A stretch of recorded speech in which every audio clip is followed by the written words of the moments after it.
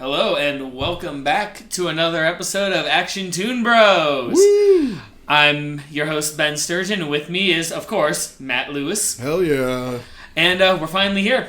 We finally made it. Oh yeah. And we're finally to the last 5 episodes of Castlevania. To the end of our third series ever. Yeah, it's been a bit of a trip. Mm-hmm. I mean, we've already talked high praise about it. We've already talked about favorite things and stuff like that. And I'm actually really glad because I didn't know how well you were going to take it. Because I know you and I have similar tastes, but sometimes there's a little bit of a difference. But yeah, oh my goodness, I'm just so glad.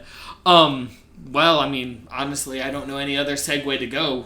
Rather than just straight into it, really. Unless you have any thoughts. No, I'm hyped to get into this episode specifically. Of course you are. Yeah. Episode 6, I believe, of Season 4. You don't deserve my blood. It opens up on the castle in Styria. We see... it opens with the portal mm-hmm. that... with Isaac. the Legion. Yeah, what Isaac had with the Legion mm-hmm. tower. Yep. And putting all those giant demons in, just completely accosting Camilla's castle. It's insanely cool fight.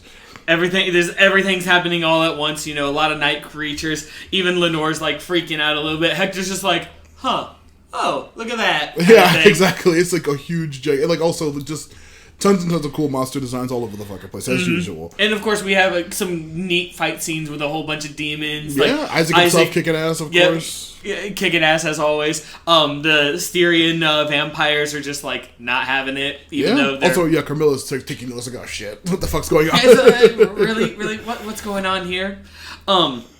And in all of this like madness, Lenore's like flying through, dodging everything. Yeah. We actually get to see her like once again like use an actual transformation, which surprisingly enough in Castlevania they really don't utilize vampire transformations. What did she transform? I don't even remember. It was a swarm of bats. Oh yeah, she did that before, but she she did it once. I think she's the only vampire in this entire series that's transformed. No, we see one person who like grows wings. Oh no! and also the mist vampire Cho from Cho does, and I mean Alucard, but Alucard already has those. But I mean he kind of counts, I guess. You use that wolf form enough; that's really cool. Right, but yeah, I was gonna say you have the mist, you have that, and then you have the bats, and then yes, in season 4 specifically, like Varney and I forget, Radko, and just. They grow wings, but other than that, you really don't see a lot of vampiric transformations. Yeah, it's a very weird, very cool individual thing for a couple of characters to do. However, Lenore actually is on point with something. So she goes straight to her boyfriend pet and is like, "Hey, we got to get you out of here." And Hector's like, "Oh, so that's Isaac, isn't it?" She's like. I guess. More than likely. I guess it has to be. What other Forge Masters would like do this shit? Right. And so Hector's like, well, there's only one thing to do. Okay. Claps his hands and a cage like appears of pure energy around Lenore. Actually, lasers looks like. And Hector just opens up and a transmission mirror appears where you see Saint Germain on the other end. Yeah. And Hector's like, hey, I gave you a map. The map that you needed. Everything's in order. You just need to do your stuff. I have to go. And even Saint Germain's like, wait, hold on. What? Did he also tell him it needs to be a specific? Did we find out last week? I think last time he did. Where but here he actually does reiterate. Yeah. You just need to find the spot where it happened. Yeah, absolutely. And then transmission mirror closed, which interestingly enough, that gives us a little inkling that he and Saint Germain were working together. Yeah, fine. We knew Varney was working with Hector. I can't remember the monster that was under the chapel in 3. Did I say they're working for? Was that Hector's or Isaac's? Oh, that was Isaac's. It was Isaac's. Okay, yeah. Yeah, they even what's his name? Sala even said, by your master Isaac. Yeah. That was like the big twist where everyone's like, what? Yeah. But then after all that happens, we actually get Isaac walking in, and such a badass moment because you have like the energy cage and everything. Yeah. And what does Isaac do? He gets his knife and just pushes it aside like it's nothing. Walks in there with Lenore. Lenore actually backs up in fear because Isaac's that fucking insanely awesome. Yeah, right. But they just walk, and then Hector's like, "Hey, leave her alone," and he walks out to the other side. Okay, just walks out to the other side of the laser cage, and they have a very frank, honest conversation about like, "Hey, man, you want your revenge? Yeah, go ahead and take it. Yeah, kill me because this is what you wanted. Yeah, I betrayed him, and I accept that." so just do it. And Isaac is like, you know what? No. Yeah, he's like, revenge is for children. We're not children. We need to grow up and like get past this whole thing. Right. And it's like, oh yeah. Like, don't get me wrong. Because of the build up to this, I wasn't surprised, but it still kind of took me left field because, I mean, you know, things change when you actually are face to face with your objective. Yeah. And in this case, no, he didn't even change at all. He was just like, yeah, you know what? I'm not gonna kill you. We're both pretty much like prisoners of whatever happened. Yeah. We both got betrayed. We both got everything. So why do we need revenge? That's for kids. We're not kids anymore. And then they're like, and then he's just like, okay, so I'll tell you this. I cannot stop control of the beast. Yeah, because of the ring that was forged that binds me to Lenore and Lenore to the rest of the council of Syria. And he's even like, by the way, you might want to kill Carmilla because she's gone world dominator now. Yeah, she's gone completely crazy and she's trying to take over the planet. And he's just like, and of course Isaac's like, this is going to be difficult because you're night creatures. And Hector's like, hey, let me see your knife. Yeah, let me borrow that for a second. Let me borrow that. And he cuts off his own finger. Yeah, the one with the ring on it. It just falls on the ground bloody. And like, I was like, oh my god. He's like, takes his knife. He literally flame on, cauterizes it. Yeah. Like, holy shit. I think also, either before or after this, Hector gives him a pentagram looking thing. Oh yeah, he says. He says like, this is a escape route that I was planning to use to get out of the castle. We can also lead you directly to Carmilla's chamber. It's the weird stones we saw him putting in the walls and the like symbols before. And then he also mentions that pentagram he gives him. He's the bad ingots that he was getting. He was literally using them just to make it. Yeah, exactly. And then of course, Isaac's just like, all right, yeah. I mean, yeah, I'll go get Carmilla. You just hang tight, buddy. And of course, still fresh cauterized wound and everything. Hector's just like, I'm like, yeah, dude. And best moment with Isaac does the whole knife thing again, just looks at Lenore, lady. that freaking sarcastic and she's lady. just like, she's like looking at him pissed like, yeah, but what did you do because he's that ridiculously strong. Right, and of course Lenore constantly looking at Hector like, what the fuck? And Hector's like, hey, I'm a wizard, you can't trust wizards, right? Yeah, exactly. This whole time is also intercut with Carmilla fighting Isaac's night creatures in her like main chamber. In her big main chamber. Literally thing. Just like slaying tons and tons of these really cool design monsters and that's not hyperbole either. Like, she slays so much that literally her entire chamber is blood. Yeah, it's like full of blood. Like literally, probably maybe a couple of inches deep of blood, just all around the base of the chamber. Right, and it's we get a whole lot. We get a whole lot of not just like the night creatures trying to be badass, but we actually get to see a pissed off Carmilla, like even more so, to the point where every time she actually gets hit and stuff, she actually gets like the Dracula blood red eyes. Yeah, her eyes are red and like crying blood, and she's just completely going crazy. Like just a really, really cool sword fighting with her. I believe it's fencing style and shit. It's like a really cool ass sword. Something like that. It's a very, very cool fight. Yeah. But oh my god. But that's when Isaac takes the weird teleporting thing and he goes through the portal, just like a pathway to where her chamber is. His weird like JoJo like fucking monster that he has. That weird like demon. I don't even remember what that is exactly. It's like 5 eyes. Yeah, right. But it's just like literally just a stand. Yeah. It's like big and beefy. It's got like multiple wings, and it's literally just defending Isaac this entire time. All the fucking random mercenaries. Literally. It's just Star Platinum. So goes through. And Carmilla, is just still being a badass because she always is. Still absolutely destroying these monsters. And then Isaac appears. Oh, there was one scene earlier, I think there was earlier in the episode when Isaac like burst through an area full of vampires and just snapped his fingers and a whole bunch of night creatures bursted and started like ripping up the whole place. We didn't like gloss over the whole like long cool fight just because the whole episode's like practically a really cool ass fight. It really is. It's just one extended beautiful fight scene. Yeah. Actually, I don't even think they changed scenes. No, it's all here. Yeah, because I looked at the trivia said like this is the only episode without Trevor in it at all. Yeah, and it's like completely like top to bottom just this group of characters. Oh and my god, really really great action. There's so much going on and it's beautiful. beautiful. Yeah. Like we said that the friggin' tower scene with like the Legion and like the wizard, we thought that was badass. That was incredible. This took that and cranked it to an 11. Yeah, absolutely fucking awesome. I just love also the aesthetics of Styria. I'll talk about the end of the episode. Right. They get through the portal. He finally gets to Carmilla's chamber, and he's just like, I'm gonna kill you. And she's like, yeah, you can try. And then they. But actually, it's even better because she's like, oh, hi, Isaac. Why don't you go down and see Hector? You know, that's someone you can kill, right? Yeah. He's like, nah, I'm not going to. She's like, me and Hector worked it out. Son of a bitch. This is happening. This is really happening. Yeah. And then they have a kind of kick-ass scene, too.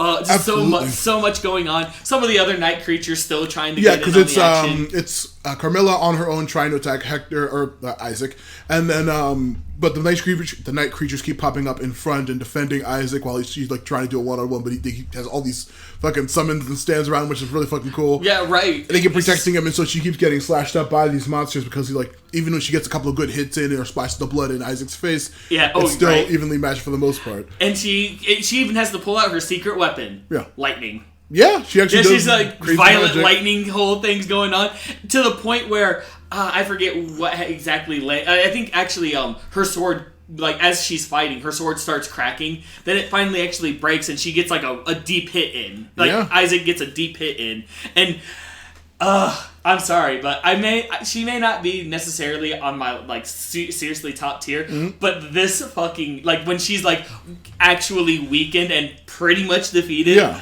best fucking part ever because she's like weak, you know, she's like holding her wound, she can't even fight anymore unless she's like gonna wildly swing, kind of like an animal cornered, pretty much. Literally, it's great. And she just like. Because it's Carmilla, she's like, none of you are worthy of getting my blood. None of you deserve my blood. Title of the episode. And then, it's her title. None of you are strong enough to kill me. And and then she like looks out at her kingdom one last time, and she's just like, I am Carmilla of Styria, and fuck you. Holds up her sword, like getting ready, and it's also completely like blood red at this point too. Right, like, the whole sword's red. And then after that, like they start charging, like Isaac starts charging up at her, stand like behind him, and she's just like, I win. Yeah. And she fucking stabs herself. The stand like gets in between the explosion it's like a huge explosion that like lights up the whole she castle. just explodes. I'm just like, you see like a giant crazy skull, which I assume is a reference to her like game form with the weird giant mask. It's using a big giant skull explosion. Yeah. Just oh my god, that like right there, like it was literally like, ha. You lose because you didn't kill me like you said you were going to. Yeah, I killed me. What now? Yeah, it's a ridiculously crazy way. And then, I think she also actually before she does that, she also mentions like, "Hey, when you get to hell, I'll actually see you with a pointed stick, so I can see if you can die a second." I'm like, dude, Carmilla, come on. She's fucking fantastic. But she went out. She died as she lived. A fucking bombshell. Like fucking hell. Best. And while that explosion happens, on the outside, at the distance... Yep, we see Striga and Morona. Morona, whatever. Yeah, Morona. Either way, they're both there. And they actually got to the castle. And then with their troops, And they're like, uh-oh. So, that was Carmilla. Yeah. Yep, she's dead. And I can't imagine... Yeah, there's no way Lenore survived. No way Lenore survived. Disclaimer, the only one who survived of the two in there. It's like, okay... We should go in there. Or should we though? We could literally leave right now. And Striga's like, you know what? You're right. We're this is just a losing battle right here with the swarms of night creatures. Yeah, also from like the cool daylight armor battle from last time, they're like, really, we don't know what the hell Carmilla's doing, and this is a really bad plan. We don't want to do this for the rest of our lives. We can do something better than this. And it's just like, great turnaround for them. I forget, they do say what direction they were going. But either way, they pretty much are just like, you know what? Nah, we're to the west. They ride to the west, and the army as well as them, they literally just go west, leave the castle, nothing more. Yep, they exit the series from that point. Hector and Isaac again have a conversation. This time, Hector brings up that he's about to plan to resurrect Dracula. Right? Yeah, because he's like, I need to atone for my betrayal, so I'm helping resurrect Dracula. And Isaac, this one definitely took me took me from left side, because Isaac's like, hey, I get it, you want to atone, because you feel guilty and everything like that. Dracula had his time. let him sleep. Yeah. But now that you're free of all of this, what do you want? And Hector's just like, honestly, I think just Lenore and me, I just want us to be alone for just quite a time together, and that's it. Isaac's like, you know what? Yeah, I'll give you that because you deserve it pretty much. And then he goes out to do more Isaac things, which we'll find out later on. Yeah, he's going to presumably build the kingdom he mentioned before. Oh, yeah, that's right. He did mention he was going to build a new kingdom or something. Yeah, and that's where the episode ends. Yeah. And I was going to say, before we started, I think this might be my favorite episode of the series, of the whole series, honestly, because literally all the characters I absolutely love. I absolutely love Isaac. I absolutely love Carmela. And then even Marana and Striga get a little bit of time. Mm-hmm. But, it's such an amazing fight. The whole episode is just a really cool-ass fight scene. The good guys aren't even in order to be seen. It's just the fucking awesome villains who I absolutely fucking adore. Having really cool, frank conversations and then having insanely awesome action sequences. Legit, my favorite episode of the whole show. Yes, but see, also, because this, we already know, I mean, especially you viewers who are, in here on season 4, it's never after season 2. Yeah. It was never just one story arc. They actually split it. Plenty, yeah. This was a really, really good way to pretty much wrap up. Yeah, everyone, ton of it was Hector's story is wrapped up. Carmela's story is wrapped up. Isaac's story is wrapped up. And even Striga and Marana's story is wrapped up. Right, all of them pretty much are. I mean, I guess technically Lenore's is not. Well, not yet. No. Yeah, I guess technically hers is not, but yeah, pretty much. We'll get there later on, but you could practically say that this is just done. But because Isaac's whole character development from the end of season 2 to his whole journey in season 3 about what he wants to do with his life now, and then growing to trust humans again and all that. It's a whole finally wrap up, and it's an amazing wrap up for it really is half of the plot, the characters. Yeah. It was such a beautiful, and I will say, because of one other episode that we're going to get to, this one would be my second favorite. For, overall story arcs, this was my favorite story arc of all time, because, you've mentioned many times earlier, once season 3 started, it really did not focus on Trevor and the quote-unquote main crew. Yeah. But it's like the side characters. I like stuff like this because Hector and Isaac originally were just side characters. Yeah. They could have easily done what every side character does, especially one Akira Toriyama with the side characters. No. Where they're gone. They may show up every once in a while, but that's it. The end. Yeah. But no, they actually said that the Castlevania team was like, no. Their stories aren't done. They didn't get any closure. Yeah. We're giving them closure. And I have to agree with you. The more we talk about these episodes, I have to agree with you. These side characters, not even the heroes, the villains. They were more villains. They're getting way more development than our main trio, which that might be because, it's the main trio. You know them from video games past. You know they're the heroes. Of course. Whatever. What about these guys? Mm-hmm. They have so many cool stories you can tell, and it was very, very well done, and I love this. Yeah.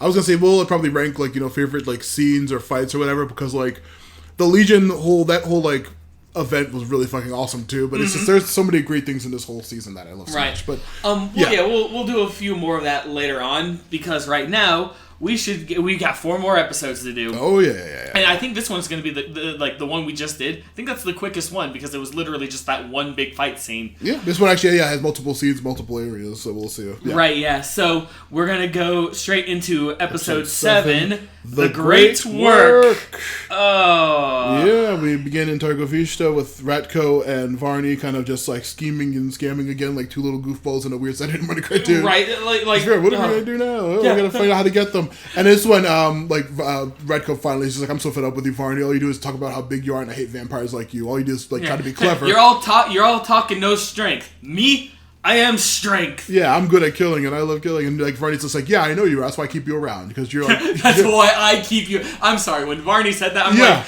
dude, you better be careful. You are barking up a tree, man. No, he says, hey, you're I keep you around because you're good at death. It nourishes me. It's I wonder what that's about. Anyway. Weird thing for a vampire to say. Yeah, but he just Redco's completely fed up with how he behaves, and just don't worry about it. And then Trevor and Sypha literally exactly what I was at this point.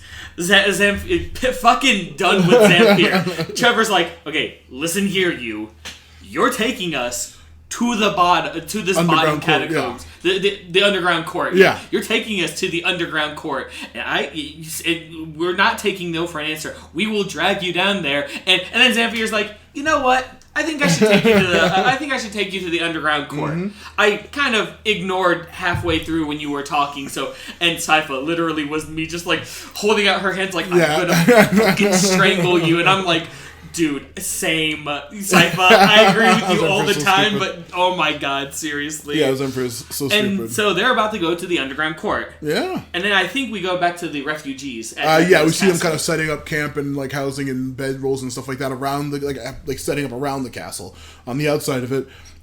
We see Alucard when he's like watching the kids being like silly around the bottom base of the castle. He jumps down, like gives them a little scare. Gives him a little quote unquote spook where he jumps off from the castle. He just stops and boo. And then we hear what's her? Greta. She's like, hey, you know they call you Dad, right? Yeah. They really don't have any parents, and you actually notice them and treat them like kids. Yeah. So we see Saint Germain like scheming around the castle, being weird, like doing the same thing Hector was doing with like the weird like little stones and cracks, and then writing also the like Saturn symbol from earlier. Weird. Anyway. Yeah, I know. Weird. But yeah, as that's how Alucard gets some more moments with Greta. They're hinting at the fact that they might be a couple. Yeah, well, and then also we see like the giant train of night creatures and vampires on their way towards Dracula's castle, and we also see a weird like. Now, when I saw this, I didn't know what the body was. I was like, "Is that fucking?" I thought we saw like some vampires putting something together.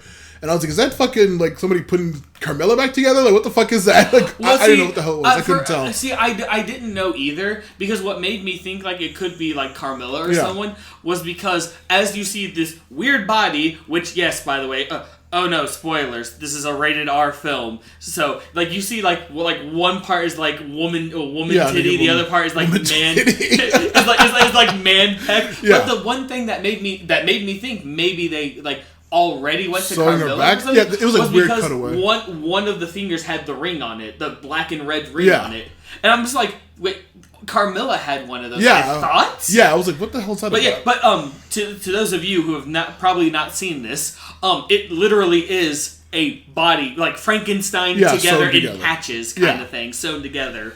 Yeah, but we see that that's but also like the super cutaway to a bunch of vampires. I was like, yeah, I don't know where that was. I didn't know what was happening when I first saw that. I was like, what the fuck's going on? I then we go back to Targovishta and finally see the underground court. Yeah, and it's not as good as up there. Yeah, well, I was gonna say I think it's like a bunch of I assume are nobles and like rich people families that are down there because they're just kind of like playing around with the gold or using like goblets as like toys and like not caring about there's like literal heaps of fucking treasure. Yeah, and they're just. Whatever casual, they have all like a lot of the food and everything like that. Yeah. Gee, it's like they're a normal city where the peasantries get to die and rot, while everyone else gets to have the good shit. Yeah, exactly. It's like they walk around like, oh my god, what's going on? These people are living ridiculously and like they need help. And then of course, as Zamfir's showing them around, Trevor gets to see some more goodies. Yeah. He walks over and he's like, wait, this can't be. And he gets like a chakram looking 4-bladed thing. Yeah. And of course, Sypha's like, oh, did you find a new toy? And then he's like, yeah, this right here is like I think it was like Nordic. I think it was Arabic. Yeah, well, there was someone, I think it might have been Arabic. Yeah, because they go on to say, like, he spins it around and succeeds, he switches it, and it turns into like a cross-like shape. No cross. And she's just saying, like, how would that work for Arabic vampires? They wouldn't know what a cross is or care about what a cross is. Oh, they actually. And this is when they finally explicitly say, another, like, yeah, I was talking about this at the end of the episode probably, but like another thing saying the reason that the cross is effective against vampires is because of their eyesight. When you put a weird geometric shape in front of their sight, it kind of like disorients them for a little bit. That's right. See, I couldn't remember the reason, but they did explain that. Because like that's why she like the whole thing about like 4 seasons. Yeah, they finally and over halfway through it, they finally explain it's not so much the holiness about it. It's just the fact that it's. I want to go over at the end of the episode about like all the like religious aspects of the stuff that they like how they use it in this world. But yeah, I just love that so much. So yes, Trevor, new toy number. Let's see. He has the dagger. He had the thing to put the thing on the dagger. He has the stone, and then he has this new little chakram thing. So 4 new toys. Oh, and then of course. They get to the place where the king and queen are supposed to be. Yeah, and 2 guards in front of it. Zamfir's like, hey, you're not allowed to go in there. And Trevor, in typical Trevor fashion, starts to walk up, looks directly at one of the guards and says, look at me right now. Do I really look like the kind of guy who's up to who wants any of this shit right now? Yeah. I have been through a lot right now. You are gonna let me through. And I love this too because Zamfir's like pointing at the guard like I'll get him from behind. You know, just stop and him. The guy totally misunderstands. Is like, okay, we're gonna go through. She's kind of looks like, what's wrong with you 2 idiots? And they just like look away like, And then you find out one of the other big twists. The king and queen are literal fucking corpses. Yeah, they're just 2 mummified, have like covered in jewelry and like fancy outfits and stuff like that, just sitting on thrones. And for then nothing. this is when you start seeing Zamfir for what she really is, which you could have kind of pieced it together, but this just sets it in stone. She's crazy. Yeah, and then like when Sypha says that, she's like, it's like, yeah, of course I'm crazy. If you saw what I saw on that night when like hell came down on the city and Dracula rained down insane amount of night creatures and just like a whole bunch of crazy blood rain and all that, like of course I went insane from that. Who wouldn't go insane? Yeah, who wouldn't go insane? But don't worry, but don't worry, this is totally real. Yeah. I know I'm insane because I saw something insane. But don't worry, it's totally gonna happen where the king and queen are gonna rise back up from the dead. They're gonna come from the dead and solve everything. Totally serious. This is the sanest thing I'll say. And it's just like, at this point, we get some actual night creature action going. Yeah, I was going to say, because earlier the scene with Ratko and Varney we didn't mention was that the point of that scene was Ratko says the tracker, the device that they put on Zamfir from like the last is still working. Yeah, and they can track her from where they are. And the Ouija board and everything, just use it and they're like, yep, there they are. Yeah, and then then we see like, crazy giant attack happens, like debris falls in, and that's where that plotline ends. Then we cut back to Dracula's castle for a second. Yep.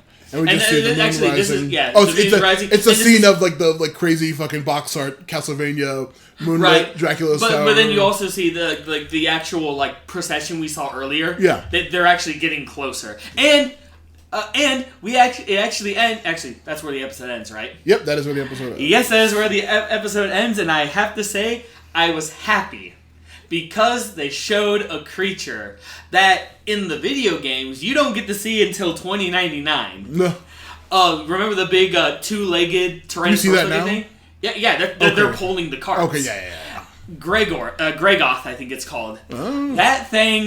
We'll see more of that later. But absolutely. I was happy to see a familiar face. Mm-hmm. It took a while, but I was so happy to see a different familiar face. I'm like, I know you. You come from Dawn of Sorrows. You're a boss in that game. Hell yeah! It's so great to see you. How are they going to utilize you? Yeah, well, but then also, I want to talk about the weird like religious aspect of vampires, whatever, like the crosses and stuff like that, and also the whole like there's a whole bunch of stuff like what was it about the thing about the fly's eyes who was like a person in Athens before Christianity. The whole thing like where he literally died because Christians were freaking insane. Yeah, and they're like because the world is insane, and what they did, they made him a sinner in the church by making him lie. And it was a whole crazy thing about like the nature of all that stuff is really fascinating.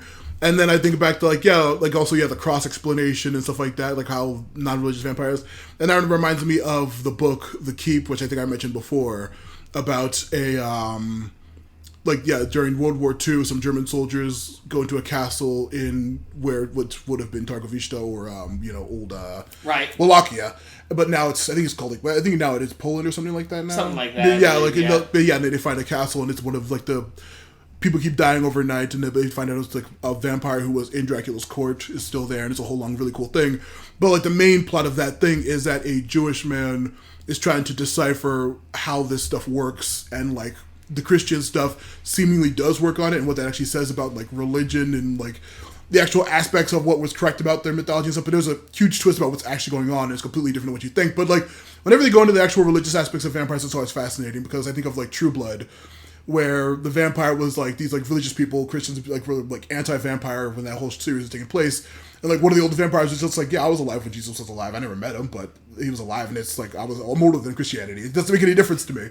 And so it's really fun when they go into that kind of aspects of stuff. Yeah, I mean, actually, we should give a warning. Like, if you're a Christian and stuff, don't take this stuff, like, take this with however many grains of salt you want, because what I saw it as, it was, yes, they still say, like, religious aspects, they do take a hold, because it's still the dichotomy of good versus evil, and that awful bishop was able to successfully bless a river, right? Even though he was dead. It was also dead. Yeah, that's so. Yeah, he was a dead. How's any of them work? But the world's insane, as the flies I said. But with what you were just talking about, with you said the keep was what it was called. Yeah. It's like they're giving logical reasoning to why all of this religious stuff works. And I know a lot of people are probably like, no, it's all about faith and stuff like that. It's not supposed. But yes, there is supposed to be logic behind it. And what this does, like the keep, like you were just explaining, they actually put a logical explanation behind why this religious thing works, because all in all, it's still the dichotomy of good versus evil kind of thing, where vampires are evil, I air quote, because, there's a lot of media that says otherwise, and where, like, the whole, like, religious aspect, Christian and stuff like that is, good, because, like, with the explanation about why the cross, because that's what Sypha was talking about. She's like, they're Hindu vampires, right? Yeah. That cross thing wouldn't work on them. Yeah, it should. But then, But with that logical explanation about that, I'm like,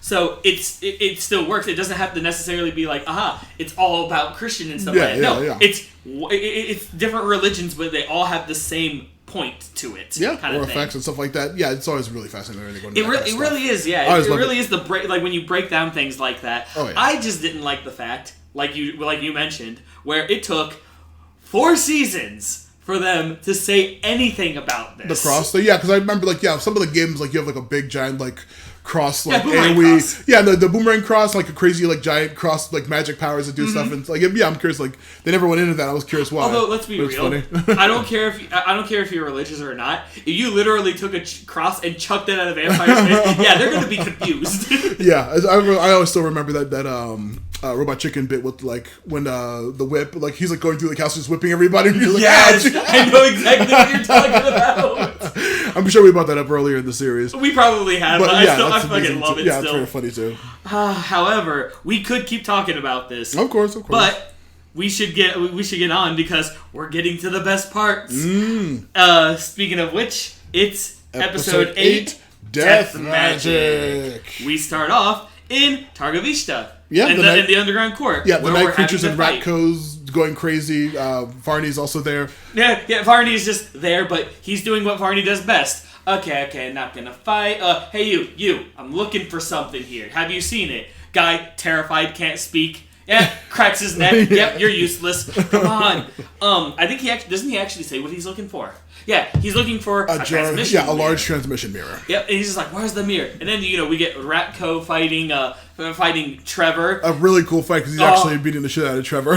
Right, and of course he's talking about, like, I am soldier. I kill things. It's what I do. It's actually kind of the similar but opposite of Striga, where Striga's like, yes, I kill, I'm a soldier, but there's honor in it. This guy's just straight up fucking murder. He says, war, like, he's like, I'm like the ruthless part of the, like, commando people who just go sneak into a camp, kill everybody, and get out. It's literally Ares versus Athena. Yeah, it's a really cool ass fight. It's cool. He's actually beating. I love how he's successfully, like, really whooping Trevor's ass. Right? Yeah, seriously. Because as usual, Sypha's, like, using her crazy Superman magic to take on, like, a dozen other night creatures at the same time. And while that happens, she's trying to, like, snap Zamfir out of whatever funk that she was in from the beginning. Absolutely. And it was kind of weird, because it happens, and it's like for some reason, like, something just clicked, something just snapped in Zamfir's brain, because she was all about, they're gonna rise up, that's totally sane and everything,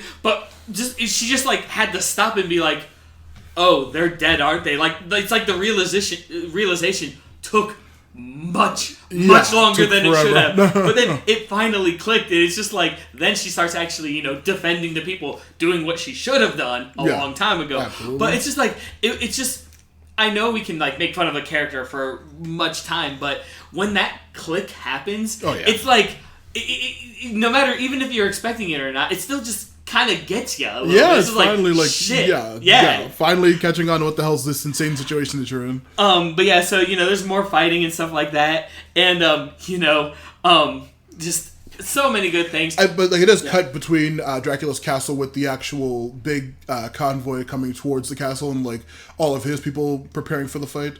You see them dipping their spears in the salt again, and all that kind of stuff like they did before in the last fight. And we finally just see all the huge vampire soldiers and all of the like night creatures descending on them. It's a whole cool ass fight in front of the castle. Once again, friggin' Alucard just whipping out his sword and all the crazy forms, just whooping tons of ass. And then, as people start dying, you start seeing something weird. Remember in the last episode when Saint Germain was doing weird shit?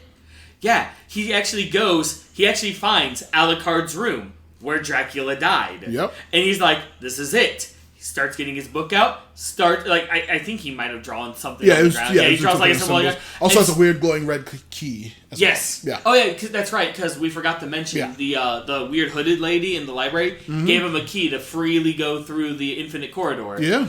He uses that, and he starts doing an incantation or whatever, where every time someone dies, you see a red soul come out of them. And it starts going towards that room. It follows the little keystone pattern that he made, like how Hector made in Carmilla's castle, kind of going up a path and into the room where the giant to the point where kind of like the fire in the village that Trevor and Cypher were. It's like that, only instead of fire, it's literally souls. Yeah, just straight up souls. And also we see we see like the humans are completely getting obliterated by the vampires, of course. But then we see that the archers lining all along Dracula's castle are like successfully, easily taking out vampires. Mm-hmm. And this is when they unleash the, what did you say, the Gorgon? The Grey Goth. Yeah, the Grey Goth. Oh, yes. And it does exactly what I was hoping it would. The chains break from its feet. And then it literally, like, the fucking skin from its mouth, like, peels back. Yeah, and it shoots a fucking beam. I'm like, the moment I saw that, I'm like, just the moment those chains broke from its ankles, I'm like, fuck. And then it happened, I'm just like, yes! Burn everything! Wait, no, you shouldn't. This is Dracula's castle shit. Yeah, I know, it's too important as burn. But then we also come back to Cartagavista with the fight continuing on as they continue to struggle against them.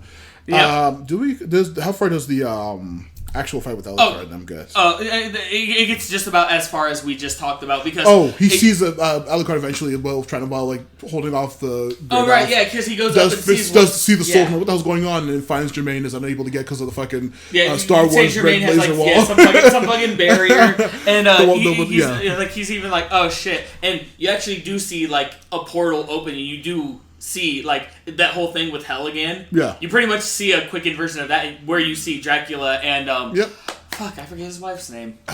Same. Anyway, Lisa. Lisa. My brain had to work for a little bit, but then Alucard's trying to break through, doesn't work. Of course. But then we go back to Targovishta. We do see like the people getting into the castle and closing the doors behind them because they completely retreated. They were overrun by the vampires. Because I mean, they saw a giant chicken leg thing literally burn half of the outside. Yeah, we're not fucking with that. Nope. Back in Targovishta, we get some more fighting going on. Yeah, Ratko continues to whoop Trevor's ass. Until finally Trevor, because, in good guy fashion, gets his fucking cross-shaped knife out. Yep. And, just fucking, wails on him and actually kills him. Yeah, and he actually finally defeats him with the. I really like Ratko because I thought from the beginning I was assuming he's just a random idiot generic henchman guy, but he was actually one of the most capable vampires we've seen. Probably the most capable of the two. Yeah.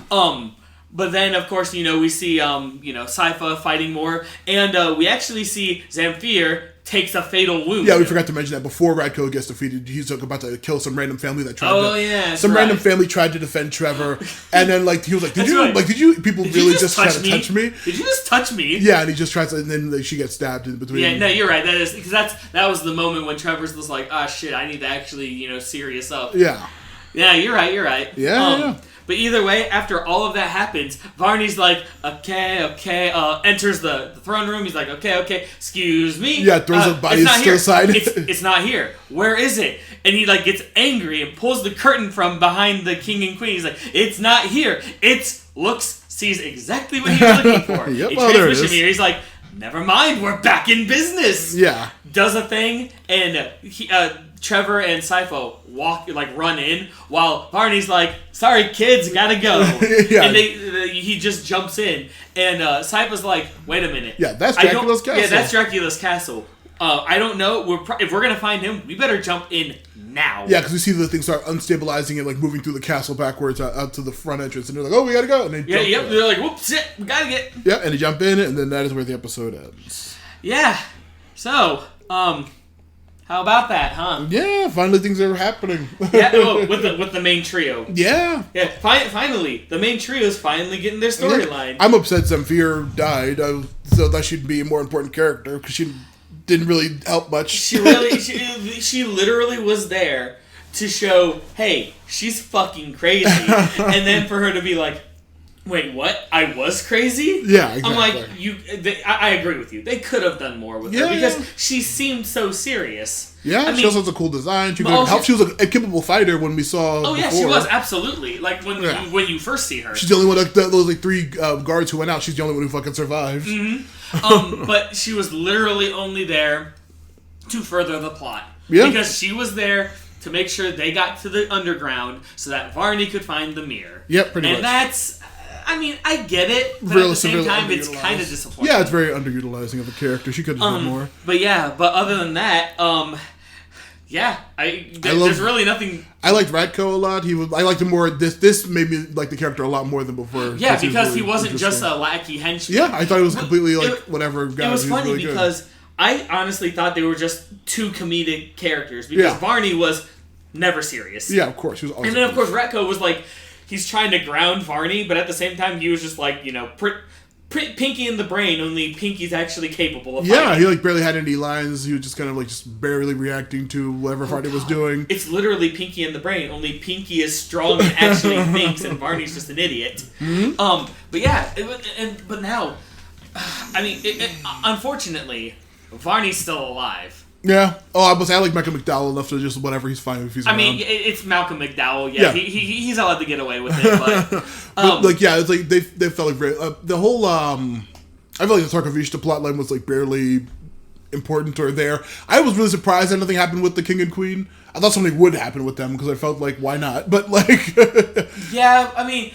She was just crazy and they were just. I do feel like the whole Targovishta thing was to be like, oh shit, we're back where it all began kind of thing. Yeah. Which seems to be a going theme because remember, Saint Germain had to go to where it happened. Yeah, of course. So it's like, oh, it's a going theme. How important is it?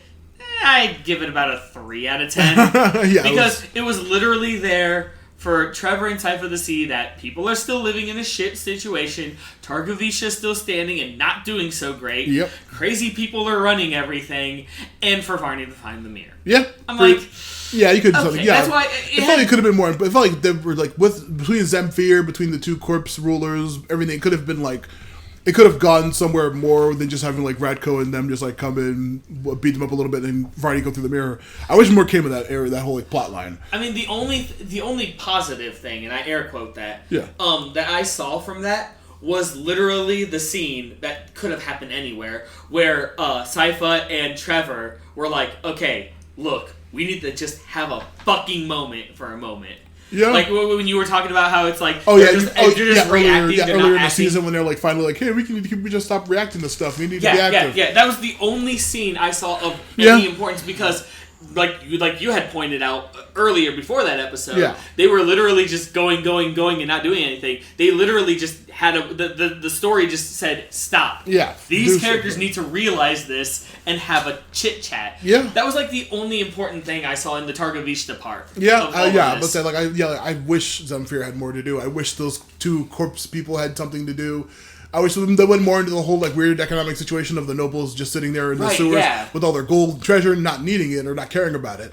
But then also we also forgot to mention while he was digging through and he found the crossing, he also found another little nugget thing that he's another little doodad. Yeah, little thing. magical. Like what the hell's with that? Why was that stuff in Targovishta? You know, so the whole like we find out that the reason that like the people, the corpses weren't consecrated or anything because they got rid of all the religious people. That's another interesting angle they could have went with, explored more. Right. Yeah, but like Targovishta kind of just went nowhere. Even I wish it did. Mean, and don't get me wrong, viewers. It's not bad. Of course not. It's just there was so much potential that they underutilized. They didn't even utilize at all. They could have. Yeah. They should have, but they didn't. Mm-hmm. But now that we're done with Targovishta, by the way, spoilers, Targovishta's not in this anymore. Nope, that's the rest of this is pretty much going to be in one place. Yeah.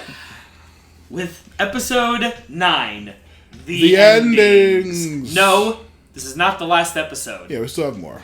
Well, we start off in, you guessed it, Dracula's castle, while Alucard is, fighting with Greta and the people to hold the door down. Yeah, they're just trying to stop back the vampire horde from attacking it. It's just a really cool ass thing. Which doesn't last. Yeah, of course. Because they get in, the Grey Goth that comes in and is like mowing them down and everything, and Alucard is pretty much piss and pant right now. Yeah, he's like, what the hell's going on?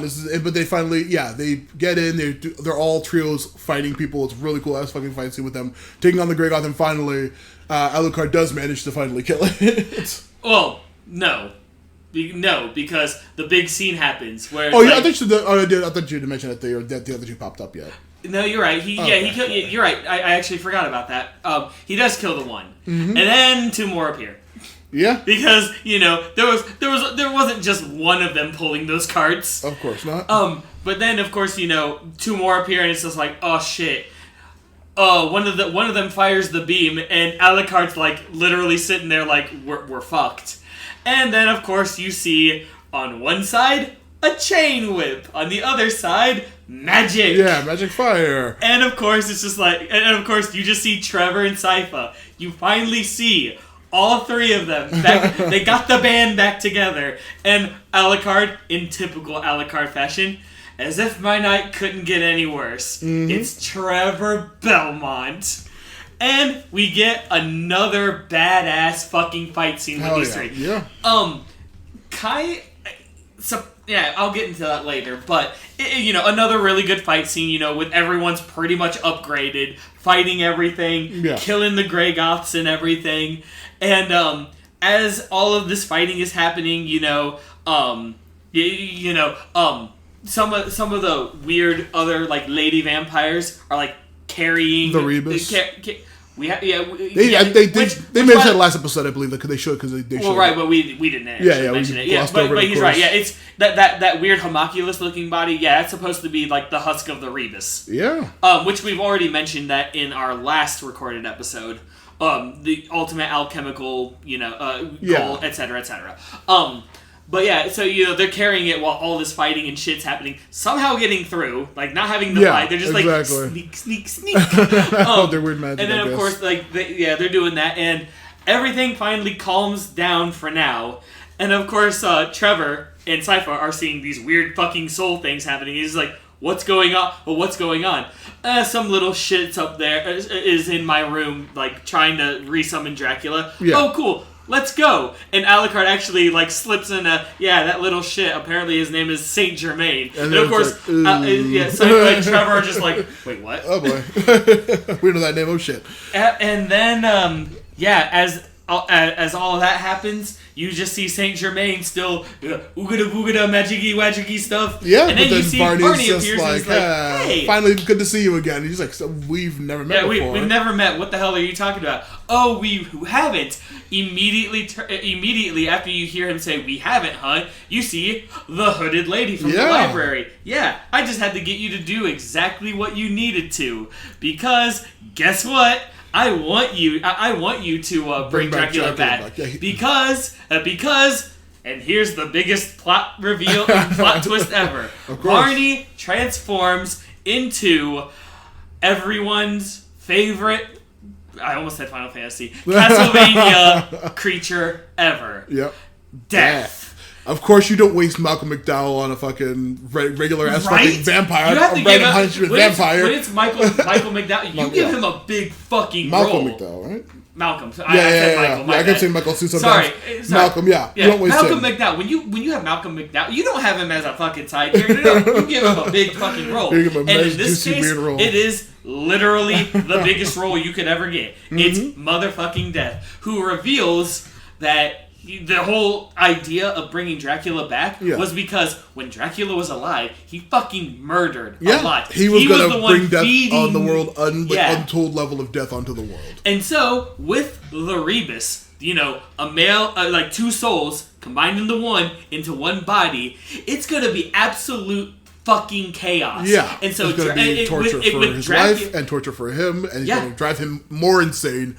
And he'll do even worse than he was going to do before. Yeah, the two souls, which you probably just said. Oh, yeah. Dracula and his wife are going to be the souls that he wants, so that Dracula can just give in to insanity and just murder more.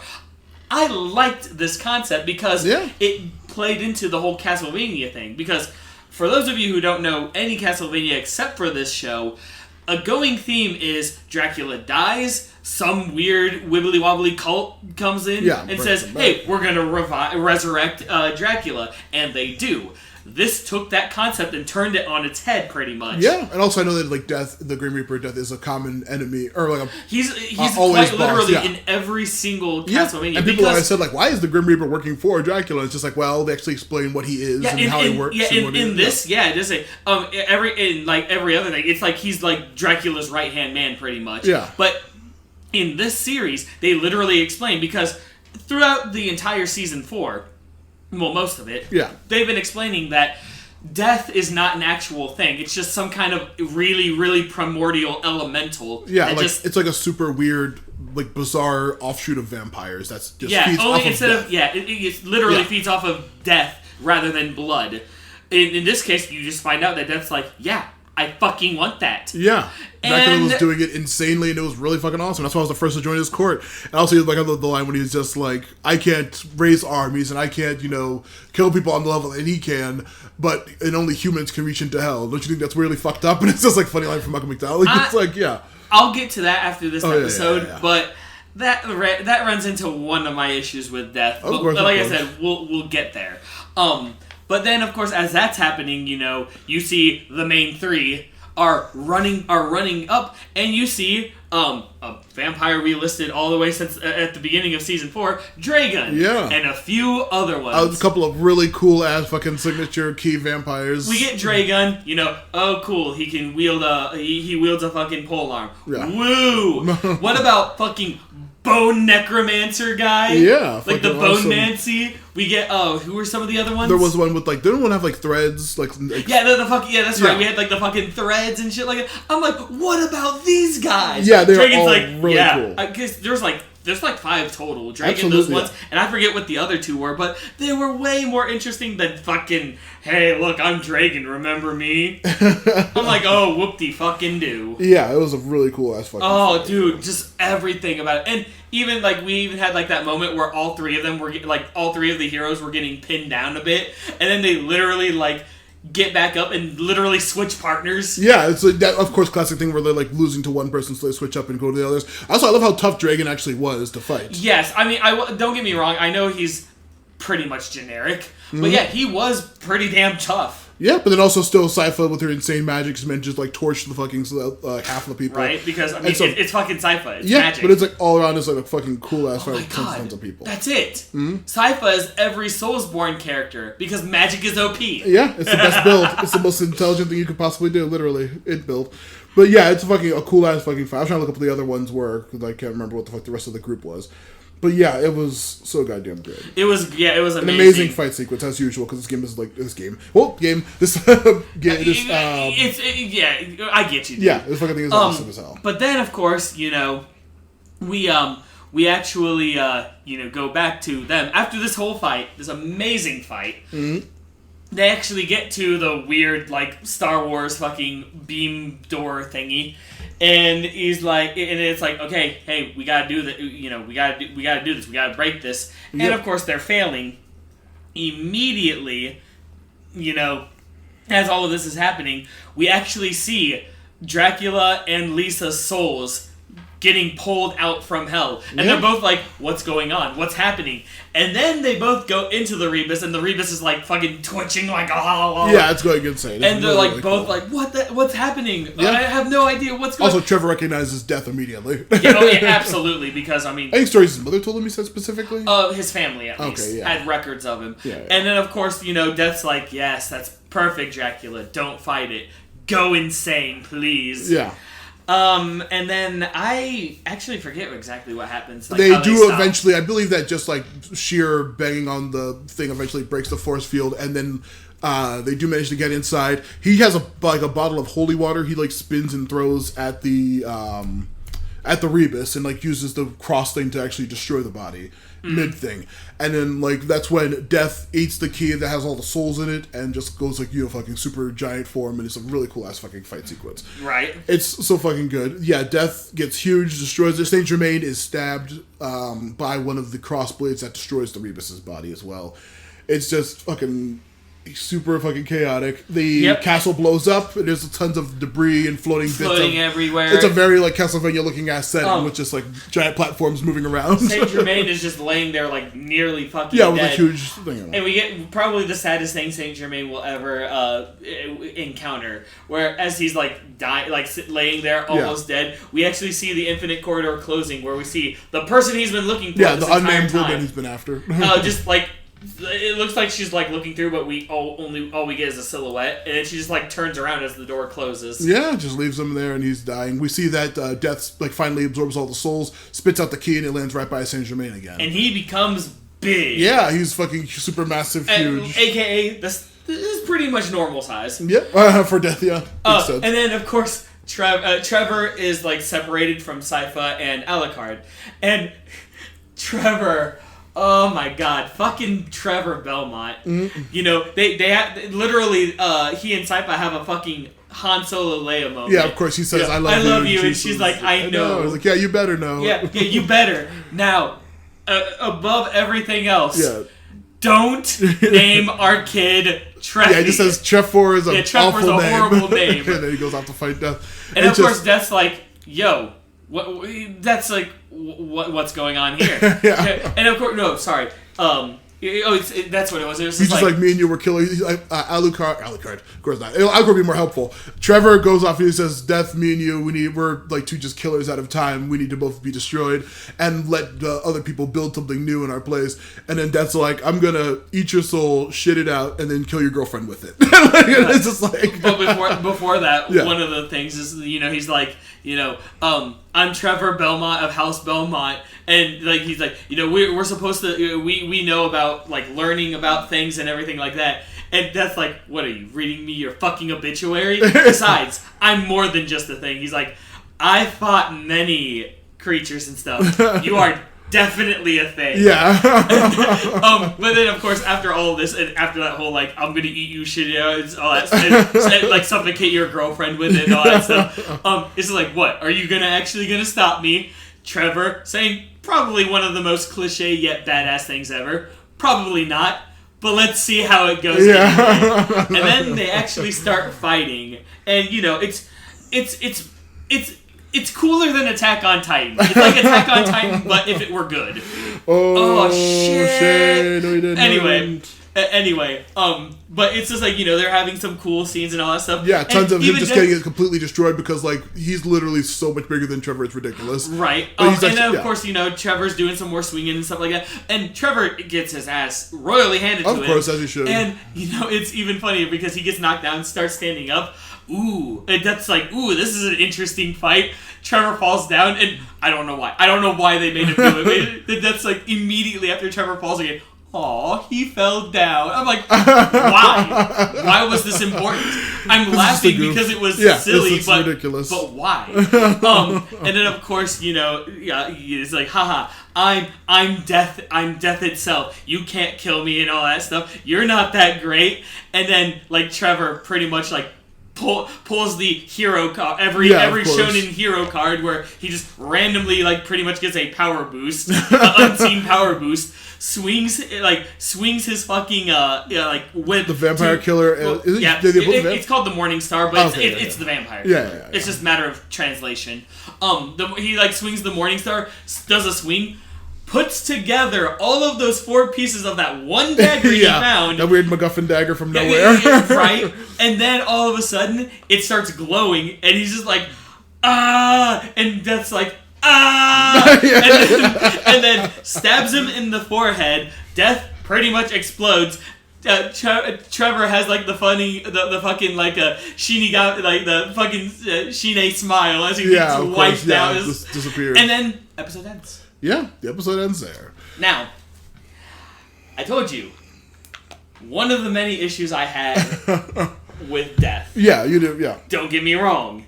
The build-up was great. Mm-hmm. The fact that it was motherfucking Varney was fantastic. That was an amazing because, twist. like with every fucking, actually good villain, it's the guy you don't expect. A.k.a. fucking Varney or the the fear of London, blah, blah, blah. I was like, yeah. What I hated, it's such a small thing, but what I hated the most about Death was him swearing.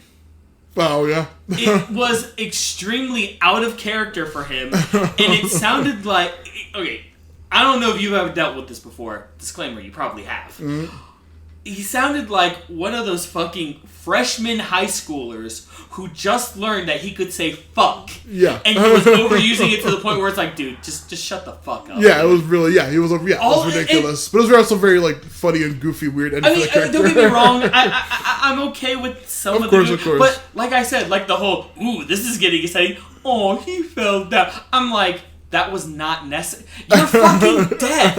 I get it. You're strong enough to get away with this bullshit. Yeah, I was going to say he's probably the funniest character in this whole fucking show. Probably, honestly. Oh, no, there's a lot more funnier. I don't know, dude. He's so stupid.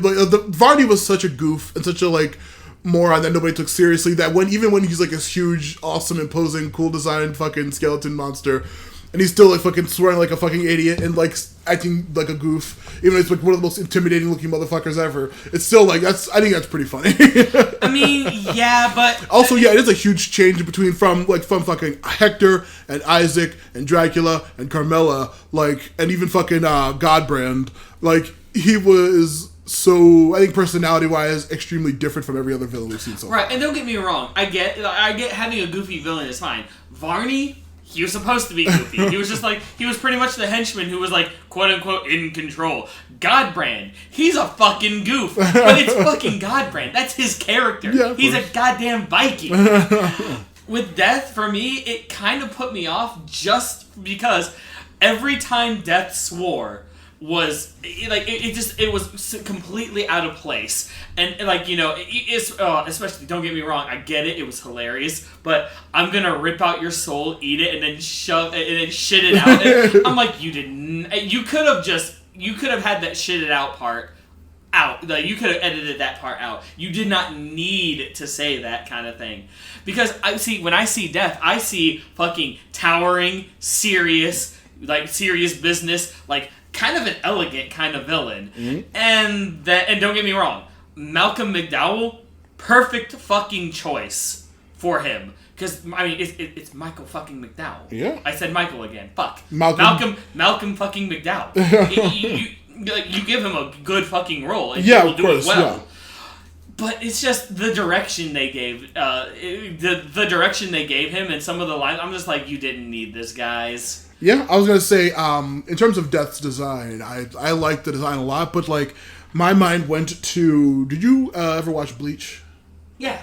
Okay. Did you get to after Huecamundo with the Arrancar, the top Arrancar? Hold on a second. Huecamundo is Huecamundo's the realm of the realm of the Arrancar. Yeah, the Arran. Yeah. Yeah, the Arrancar. Yeah, that's as far as I remember is during that arc. Okay. Do you remember the number 2 Arrancar?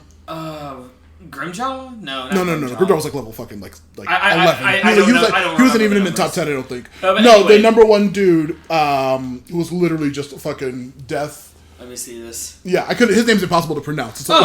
Oh, yeah, okay, yeah, I've seen that one. Yeah. Where he's literally, like, Death in a cloak with a crown. Yeah, literally just, like, but also whenever you, like, the whole point of his power was if you get near him, you immediately start to disintegrate and die. Like, you're, like, as soon as you get, within, like, a couple of feet, you're, like, all the skin on your hand disappears, all your bone and muscle, like, you're just bones and skeletons when you get near him because he kills you immediately. And that's how fucking ridiculously powerful he is. But also, I think I might like this guy's line a little bit more because it's just so weird and intimidating. He was, like, such, like, a cool, chill, relaxed dude. He didn't take anything seriously. But, like, I think that was a better, like, design for Death than this one in the end. But it also was a fun character that, like, was not even, there were still, like, 2 or 3 other ones above him that were still more intimidating. But it was just, like, it was a, like, yeah, this Death was alright. But it was, like, I've seen it done similarly, but differently. I also think he, like, barely did any killing, like literally. He didn't really take too many people out. He didn't fight anybody besides Trevor. Here's my argument with that. Yeah. He's literally a primordial being. Yeah. He doesn't have to. Everyone else will do it for him. Yeah, that's the point of that. That's pretty much the point of a big bad evil guy is have everyone else do it. Yeah, absolutely. So I was okay with him not actually killing. Mm-hmm. What kind of threw me off, I mean, at first it did, but then I realized how they built him up. The whole he can't go into hell thing. I'm like, he's Death. But then I remembered from the beginning, Death is not an actual thing in this world. It's just, a personification that people need in order to, be okay with dying kind of thing. Yeah. Also, he said, like, only human hands can reach into hell, but he already has complete control of the infinite corridor. Right, yeah. Which means he can go travel through time with all he fucking wants to, I guess, technically. So it's fucking insane that he was, like, stopped now for this. But, like, he seemed to have control over the infinite corridor, able to access at least one place back and forth. And then also manipulate all these people into doing this whole giant plot line for him to succeed in this thing, just for Trevor to fuck it up. but we have many more to say. Mm-hmm. We have much more to say. However, we're on the final episode. Yeah. We should wrap up this episode. I was gonna say, before we do the wrap up. I listed all the villains. Since they're not gonna, as usual with this show, like the 10th episode is always just a straight up cool down. How would you rank the villains of the series? Pretty much everyone who's not the main trio, but like, how would you rank the people? Of the villains? I'll give you my top 3. Yeah, of course. My number 3 is gonna be Death, because and I'm talking about as of season 4. Yeah, and I mean like the whole series. Yeah, I know. I'm saying like because I would say like Isaac, because he's because he's it's Isaac. Yeah, he's a badass. Awesome. But he had that character change, so he's not really a villain anymore. Okay. Hector, he never was a villain. Yeah, he literally is a tool of the entire to everybody else. Striga and Morana are pretty good, but they have that moment of clarity. So I mean, technically they are villains. Yeah. I mean, especially because they're part of Carmilla's sect, I guess, or whatever. But I really can't because they had that moment of clarity. Mm-hmm. Lenore is just Lenore. I mean, she was great for one episode. Well, for one season, I should say. And that was it. She was season 3. Oh, yeah, she really didn't have anything. Yeah, she didn't have anything to do with season 3 was because when like her pretty much introduction. Yeah. And that all of her scenes in that, she was amazing because she was the driving force that got Hector to work for Carmilla. Yeah. Even though it was against his will, but then then she just became Chi-Chi from Dragon Ball Z pretty much. Yeah. So third is most certainly going to be Death. And that's not saying much, really, because he was in it for... Death was in it for one episode, not even an entire episode. Yeah. I mean, you could argue, but he was Varney, and he was also the weird lady with the hood and all that stuff. Yeah, that may be true. However, as Death, and actually the reveal was great and everything... Malcolm McDonald, because I always said McDowell. It was his last name. I'm fucking it up today. I'm sorry. If you're listening to this, please just ignore me. But he was super. Like, he was exactly what Death needed. Yeah. That kind of voice. But the direction they took him, and the fact that he was... that and the lines, and it's just... didn't really do it for me. Okay. So, and again, he was in less than one episode as Death. Yeah, absolutely. And don't get me wrong, it was a cool, flashy fight and everything, but it's just whatever. My second favorite is Carmilla. Uh-huh.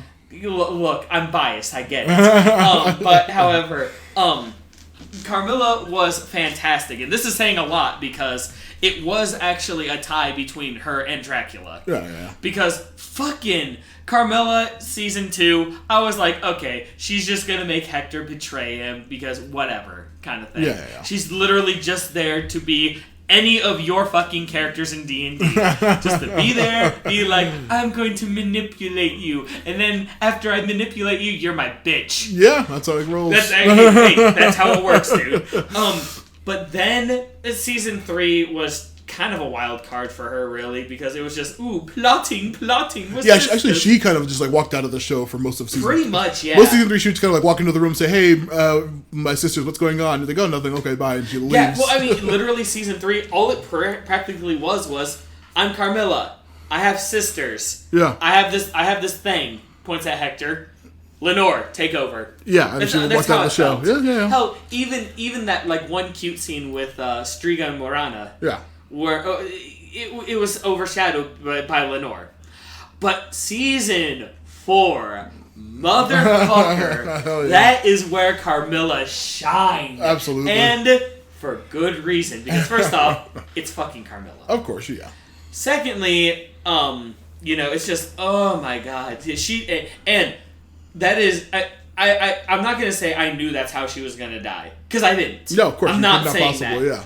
But that is exactly how she should have died. Because she is exactly the kind of person to be like, fuck you guys. I'm going to kill myself so you don't get the pleasure. Yeah, I would. That is exactly how she needed to. Oh. Which means I've already said it. Yeah. But my number 1 is Dracula. Not only because I'm nostalgic, because that's Castlevania. Yeah. But to me, we're going to get into this a little later. Season 2 was my favorite. Mm-hmm. And I will still stand by this till the day I fucking die. But season 2 was the most Castlevania that Castlevania could have gotten. Okay, yeah. You have the 3 heroes. They're gonna go to Dracula's castle and kill Dracula. Yes, they added more characters to it. That became some of the best characters, actually. Oh, yeah. But that whole fucking thing with Dracula, that's to me, that's Castlevania. Mm-hmm. Season 2 was Castlevania, and they could have ended it like that, and I would have been just fine with it. I'm glad they did seasons 3 and 4. Don't get me wrong. Uh-huh. But motherfucker, that's how it is, and I was kind of happy because Dracula wasn't just a mindless fucking beast who's just like, what is a man? A miserable pile of secrets. Yeah. No, he was actually a vampire who, like Lenore was telling Hector, he had his own philosophies. Yep. He was a fucking genius ahead of his time. Yeah. He had everything. And he was going to bring death upon the world until that even the fucking primordial being of death was just like, damn, this dude's fucking awesome. I'm going to follow him. Well, I mean, after his wife died. Yeah, after his wife died. After he suffered a huge tragedy, I'm talking about even before Lisa. Oh, yeah. He was menacing, obviously. He had enemies, as you saw in his front lawn. Yeah. But he also just kept to himself, fucking had all this knowledge, and it took one lady to be like, shut the fuck up, you're teaching me. Yeah. And we'll probably have a kid or something. Yeah. But yeah, it just... Everything about Dracula was interesting and fascinating. Yeah, I know it was... Some people could argue it was the trope of, they just made the bad guy seem more human, so he's not really a bad guy. That is true. I'm not going to argue that point because it is what they did with Dracula. Of course, yeah. But for some reason, they did it right with this. They gave him a motive to hate all of humans because, well, that whole dichotomy Christian thing you would Google. Yeah, Catholic Church. We know back in the day, Catholic Church was our best friends, right? And of course, Dracula saw that, and he gave everyone a big, giant hug. Sometimes with his hands, sometimes with his mouth. Yeah, it was it was like a whole fucking awesome ass thing. But either way, and then you learned he wasn't drinking blood. Yeah, he just was killing for killing's sake. Yeah, and you saw him. He got old. He got tired. and he didn't care. Yeah. Because that's what fucking happens sometimes. And that I was like, okay, I like this aspect because now Dracula's not like just blah, blah, blah, murder hobo, blah, blah. Yeah. No, he's like, I don't care anymore. Just do the thing. Just do as the crab says. Yeah. But sorry, that was a reference gone. And that honestly, and just at the very end, kind of like with Zamfir. Yeah. That at the very fucking end of it all, he had that moment where it clicked. Yeah. Because he was in his son's room, and he's like, "Holy fuck." I fucked up royally. Yeah, I'm here. I'm going to kill our son in his own room. What the hell's wrong with me? What am I doing? It was a great revelation for him. Yeah. And to me, at least, that's why he's my favorite villain of all time.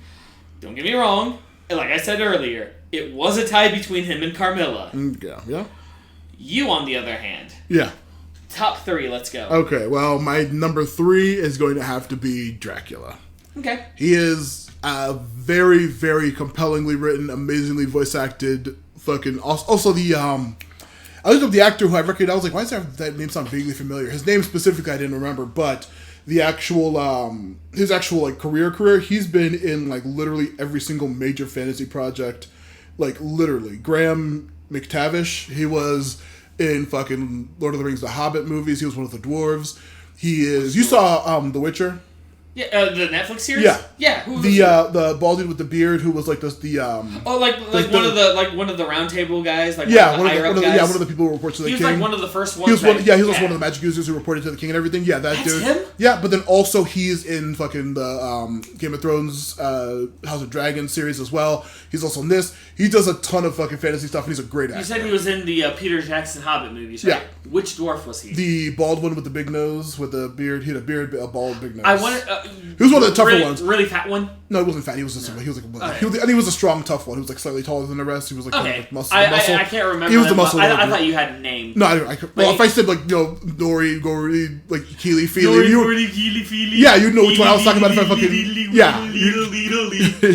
you'd know which one I was talking about if I just mentioned it. That Tolkien pretty much took a lot of those dwarven names from Norse mythology. Of course, he always took the concept of dwarves. Tolkien, you hack. He took the old dwarf concept from the Northern mythology. Anyway, so I can understand, but he's you probably have more. He's Dwalin in that. He's Dwalin. Yeah, I know. We all Dwalin. Of course, yeah. We all Dwalin. Absolutely. But just like a huge fucking. But yeah, he's besides the voice actor being a fucking amazing dude who's awesome. Yeah, his pathos and the actual motivation behind it, and the whole degeneration into the insanity from like just depression and everything around him. His actual capabilities with the whole giant meteor he was casting, the fucking fighting he did. He literally like was not going to be defeated by them unless he let himself get defeated. That's how strong he was in the end. And it was just like a completely compellingly written, like compellingly strong, cool ass villain. Very fucking awesome. That's why he's only number 3. Number 2 is going to be the Legion Wizard. Yeah, I knew you were gonna put that one on there. I'm not surprised. 120%. My whole ass, like fucking like literally one of my primary characters. You can't see it, but I'm literally standing right beside him. Yeah, pointing at him like.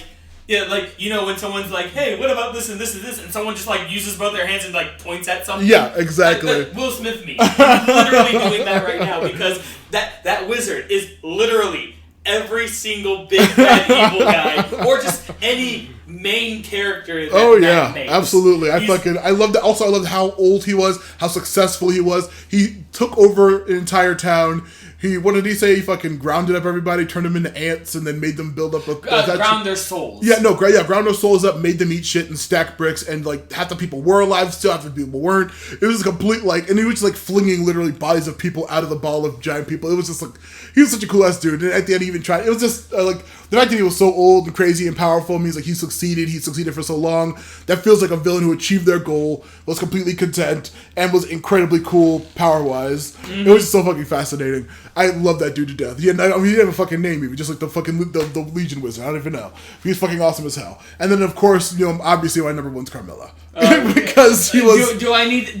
Yeah. No. Do I need to? Did I even need to ask? Of course. You, who likes Carmilla, who also likes women like Striga, who also likes women like Larxene, who also likes women like Jasper. Jasper. Do we see a trend here?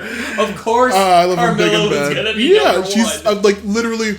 The whole like I said with the Legion was a second ago, like how old he was and how far like he obviously progressed in his whole whatever thing he had going on. He won in his timeline. Dracula was at the end of his rope. He didn't care anymore. He was going crazy, and that's why Carmilla was just like, this is a crazy old man who doesn't know what he's doing and is wasting everyone's time. He's gonna kill everybody. I'm actually smart. I actually have a plan. I actually have capable sisters of doing an actual real plan, and I'm going to do it. And she could have succeeded if it wasn't for fucking Hector betraying her and Isaac infiltrating their whole thing with his giant super, him being just a better Devil Forge master than Hector, and like him whooping her ass like that. But like, she was in the fucking final. I think her final fight was cooler than the final fight with Dracula in season 2. I can see, and I can see that too, because not only was it in season 4 where they like mastered mastered the art, but it was way more intense with like the Dracula fight. I can understand why you want to say. Yeah. There were some good fight scenes. There was but some, it wasn't, but like it wasn't a lot. Yeah, it was mostly like him casting meteor, them trying their magic and their whips, and him being like, whatever, this is stupid, this is stupid, this is stupid. Fucking Alucard doing his crazy sword thing. He's just like, I don't care, this isn't gonna affect me either. He was completely unblemished by the entire fight, and then in the end he ends up get stabbed. And then with the death fight, with Hector and Isaac, that kind of just resolved with a frank conversation. And then who else? The big stupid monster from the end of 3. Who cares? It was cool. There was some, Death himself was even Death was just standing there barely swinging his scythe, and then eventually. I'm going to say Alucard again. Trevor, because I keep forgetting he even exists in this show practically. Trevor jumps up, stabs him in the head with a crazy MacGuffin dagger we never really explained, and he kind of blows up. Well, yeah, because it never got explained, because it was just like, hey, look, I got a thing. Hey, look, no way, it connects. Look, another. After he got the second item, you knew it was MacGuffin. Yeah, I knew what the fuck it was. I just assumed it was some kind of like reference to fucking Castlevania lore of some kind of super sword. I did have a theory on that, but unfortunately, it's a dagger, not a great sword, so my theory went out the window almost immediately. Yeah, but it was just like, the death kind of just, stood there, barely swung a scythe, didn't really kill too many other people, didn't really do too much, like, Varney was, mincing around being a goof the whole season. Varney was just Varney. Yeah, but then, like, Death really didn't do much, and then even, like, fucking, Saint Germain was actually pretty good. He could have been in the villain ranks too. He was a good twist villain. He was a very good twist villain, but like still, Carmilla, the fight was so beautifully awesome. There was an actual like, is she gonna win? Is she gonna lose? Aspect of it. It was so feral. She would kill so many things. The blood everywhere. It was a beautiful fight and a beautiful like snowy scape of Asteria. It was fucking awesome as hell. As a fight, like the fight itself. Mm-hmm. Because I already said that. I still stand by that. Dracula's still my favorite villain. But as for the fights, I will agree with you that fight is better because, my take on that whole fight with Carmilla and Isaac, aside from Dracula and everyone else, it was very weighted. Not only did you see Carmilla actually defending tooth and fucking claw, but you also saw that not only could she get hit. Yeah, she was. But she also kept fucking going. Yeah. She still had that fucking tenacity and determination to win. It was an uneven fight on her end, even though Isaac is a human, he was still very capable. But then also all of the other outside Devil Forged demons or night beasts were fucking clawing her up whenever she was trying to defend against him, and it was it was just an absolutely beautiful looking fight, a very dramatic fight with a lot of weight behind it between Isaac defending Dracula's honor from the betrayal and everything else. It was just such a good ass fucking thing. And that honestly, that's how you should do absolutely a big final scene. That's why I think the Isaac and Hector storyline, which to me is up till Carmilla's death. Mm-hmm. That's why I think it worked great, because yes, you have Hector, he's getting the shit beat out of him, he got manipulated again, of course, and then he helped Isaac out, but honestly Isaac was pretty much the main character of that. Oh, absolutely. The whole because arc, yeah. he's the one who had the big clarity. Yeah, traveling, of actually meeting traveling, people, developing, to his, building an army, fighting other bad guys, actually progressing through a plot line. Right. He was literally the protagonist of that whole arc. And then, of course, because you already knew Carmilla. You already knew she hated stupid old men. Yeah. Or, let's just be honest, she just hates men. Yeah, pretty much. But yeah, and you already know, and you already see before the big fight with her. Yeah. You see her descend into that fucking madness. Of, I want the entire goddamn world. Yeah, absolutely. With Isaac, of course, you have that whole build up with his character and everything throughout season 3 up to that, and then what do you get? You get an epic fight between those two forces. Yeah. Where the good guy, I air quote again because technically both of them are. Yes, Isaac did convert to good. Yeah. But, I mean, he was a villain. He was a misanthropic wanting to kill all people. Yeah. But you actually see that pay off. And even if you didn't see the ending coming a mile away. Of course. Or even if you did see it and you knew it was coming. My God, that finish, that fucking I win, stab the yourself, huge explosion that she did, that was so cool. That's the fucking way you go. Yeah, it was such an amazing ass fight. It was incredible, all around. But yeah, I mean, I can understand completely why that, and again, you have a specific character arc you like. Of course. Well, yeah. Well, I'll go over plot lines. I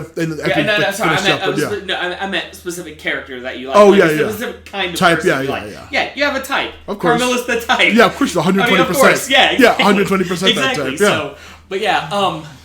But yeah, she's my number one of this whole series. I fucking love her character to death. And villain-wise, she's my favorite villain.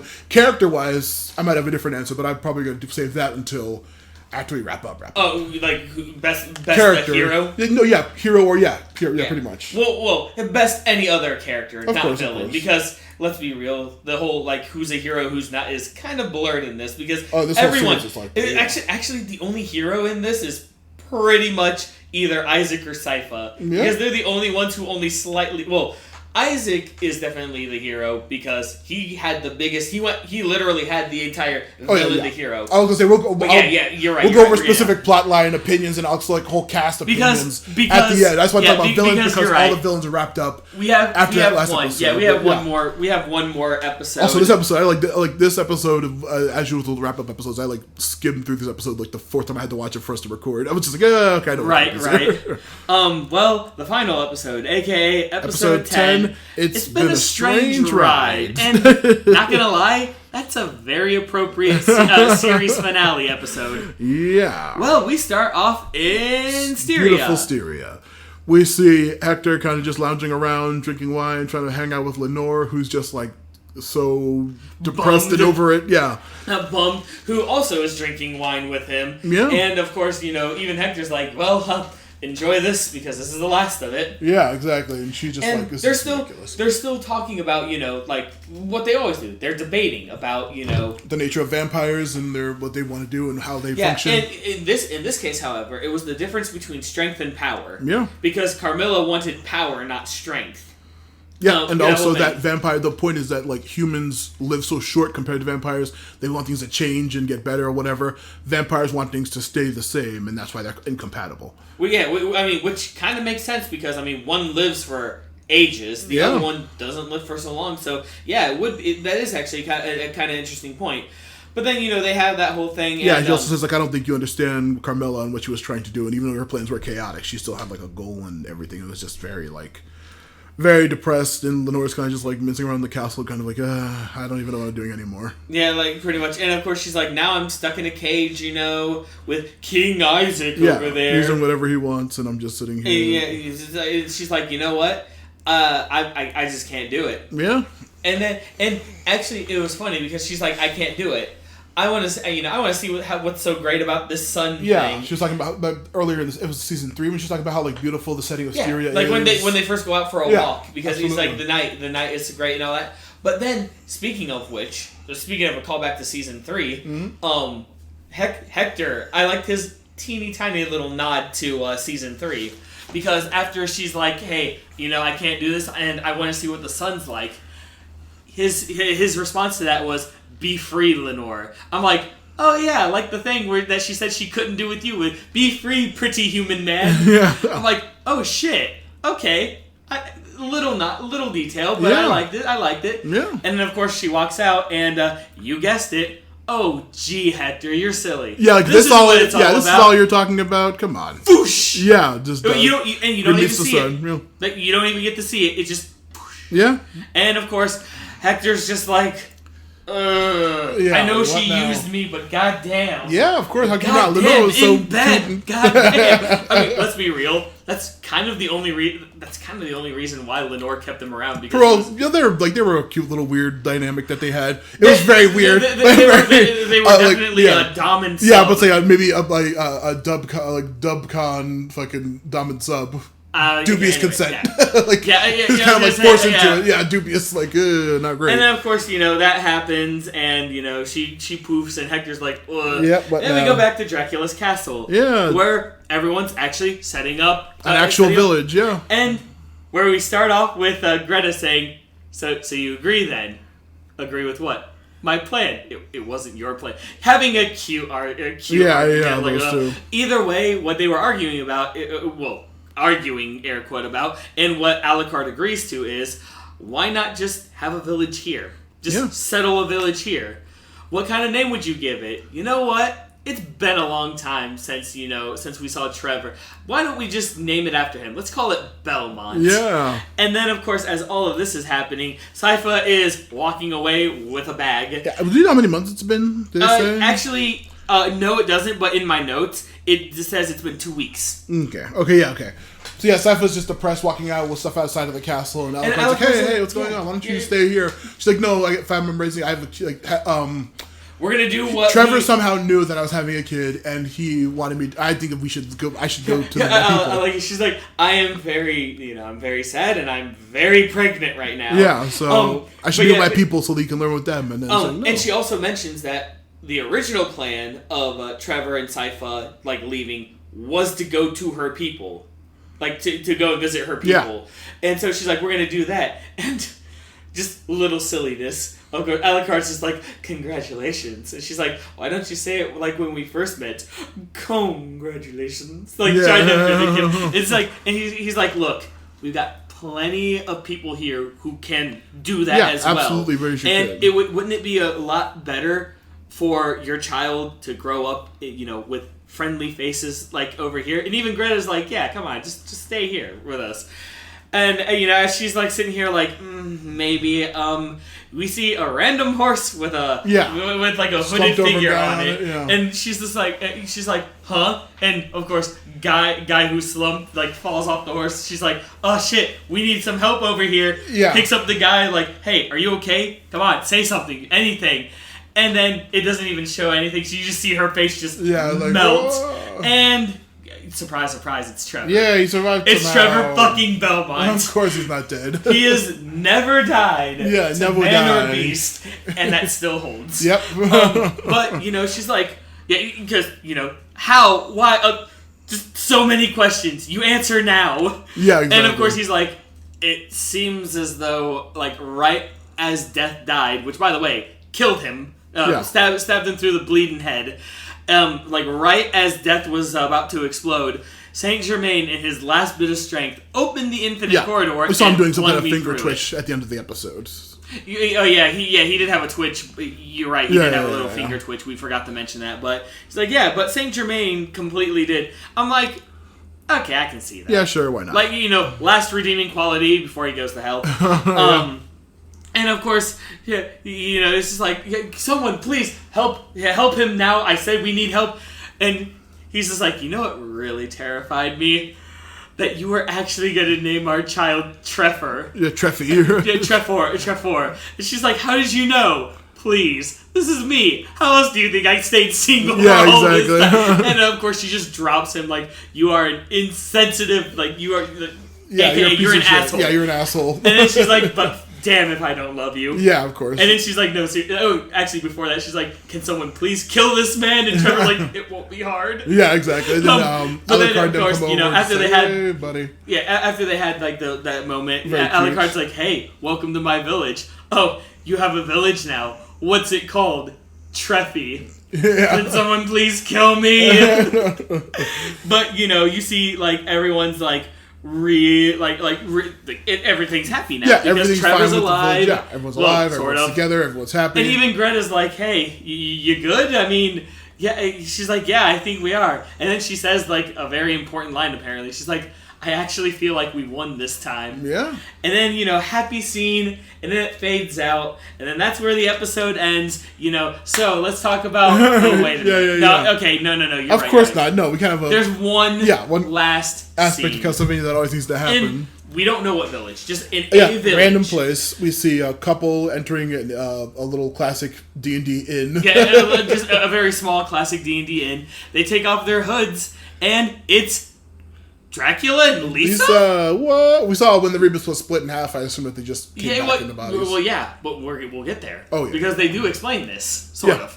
But then you see Lisa, she's like, yeah, Lisa and Vlad Tempest. Sorry, Mr. and Mrs. Tempest. Tempest. And then they go upstairs in their room. They're, taking off their, cloaks that are all rainy and stuff. Yeah.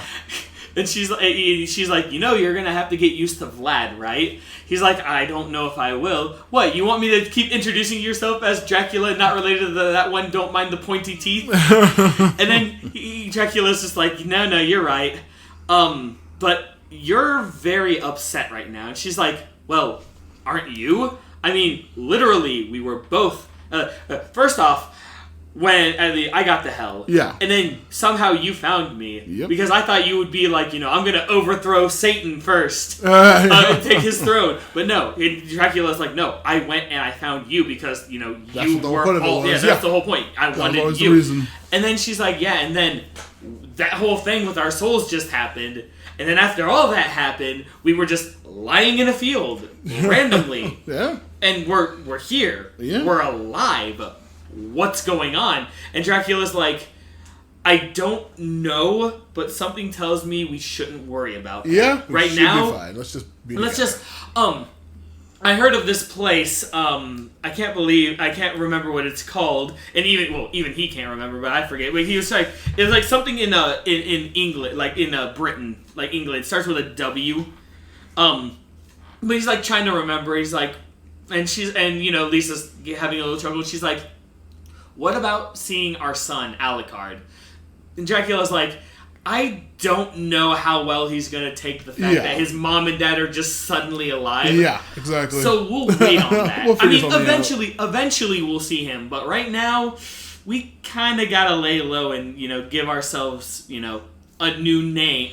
Second chance on life. Second chance on life, because that's what we've gotten. And then, they lay together. They, do the whole hands thing. Very cute. And that's where the episode actually ends. Yep, that's the end of the series. That is the end of all of Netflix's Castlevania series. For now. Actually, yes. Because they did announce that... A new series. And... it's not Trevor Belmont or Saima Belinades. But we might still see Alucard because it has to do with Richter Belmont. And if any of you remember if there's any Castlevania game you probably have heard of, it's Castlevania Symphony of the Night, aka the first Metroidvania kind of Castlevania game. The most famous one, I believe. Yeah, it is the most famous because it was the first Castlevania that was kind of like a Metroid kind of Castlevania game. Yeah. Hence Metroidvania, where you play as Alucard. Well, guess which Belmont happens to be in Symphony of the Night? Richter. Yeah. So we might actually get Richter. We might actually get some Alucard, but we'll that one where he has amnesia? Huh? That one where Alucard has amnesia? No. Okay. Alucard never had amnesia. I don't remember him having amnesia. Both a Japanese game where you was playing as a different person. A game where it took place in Japan. Whatever. I barely know Castlevania games at all, so I'm not going to try to fucking decide what the fuck's happening and what. Yeah, but either way, now that everything's wrapped up. Yeah. We're not going to do your top whatever. Of course. Best character and worst character. Both you have to explain why. Of course. Well, let's see. Best, hands down, it's fucking Isaac. Sorry, I need to make a counterpoint. Yeah. When it comes to worst character, has to be a main character. Oh, I know. Don't worry. Yeah, okay. I didn't want you to say some fucking rando like Sala or whatever. Sala sucked. No. Okay, so I'll go into it. But Isaac, first, let's go. Isaac is fucking incredible. His capabilities, his backstory, his fucking, like, just his hero's journey, literally, the fucking classic term hero's journey he fucking went on. Every character he met, he learned something from. Every fucking event every scene we had with him, he changed in some way by the end of the scene. He was just so much good development.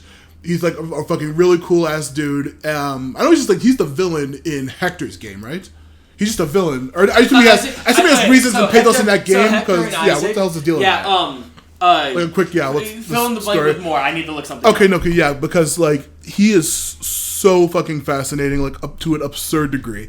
He has more development than I think about any other character in this fucking entire franchise, besides maybe Carmella. And his just fucking cool as shit. He's incredibly strong. He's incredibly like fucking understandable and compassionate. He speaks with the night creatures and everything. He's just so fucking good. Now, what the fuck happened with them? What's his point? Sorry, I had to look up.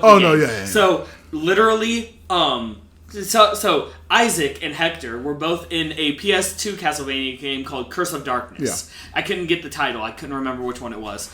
But Curse of Darkness, you play as Hector.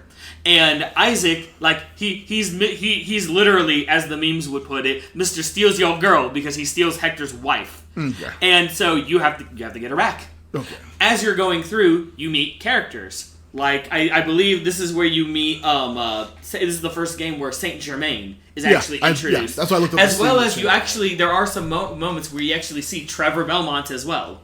In this game. Yeah, Trevor Belmont's actually in this one. But Isaac is pretty much the main villain. It's not Dracula, it's Isaac. Because he's so fascinating. And by the way, I don't want to be that guy, but I'm going to do it anyway. I liked Isaac's design in Castlevania Netflix. You know why? Yeah. Because he was a red-headed white guy. Of course. Besides the actual also inclusion of his like Islamic wizardry, that he was like, they addressed that actual aspect of the Islamic religion and the magical aspects of the wizards in that term, or in that religion. And then also, I think the fact that also I believe he was possibly gay, because the owner who beat him in season 2 showed that he said that he loved him. He also was very much obviously like infatuated with Dracula to some degree. He was his most loyal follower, probably besides Varney. And so like, they never really hinted at him having every interest in anybody else, which is funny for the Steal Your Girl original plotline.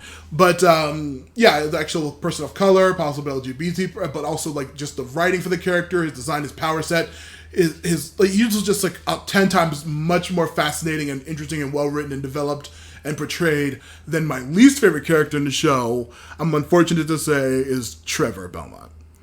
Is my least favorite character in the show. He is by far the weakest.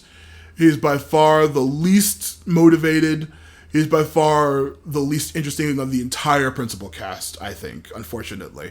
Like, literally compared to, like, even fucking Ratko and Varney when they were goofing it up, I was just like, I wonder, whenever Trevor was on screen, I was like, I wonder what they're doing instead.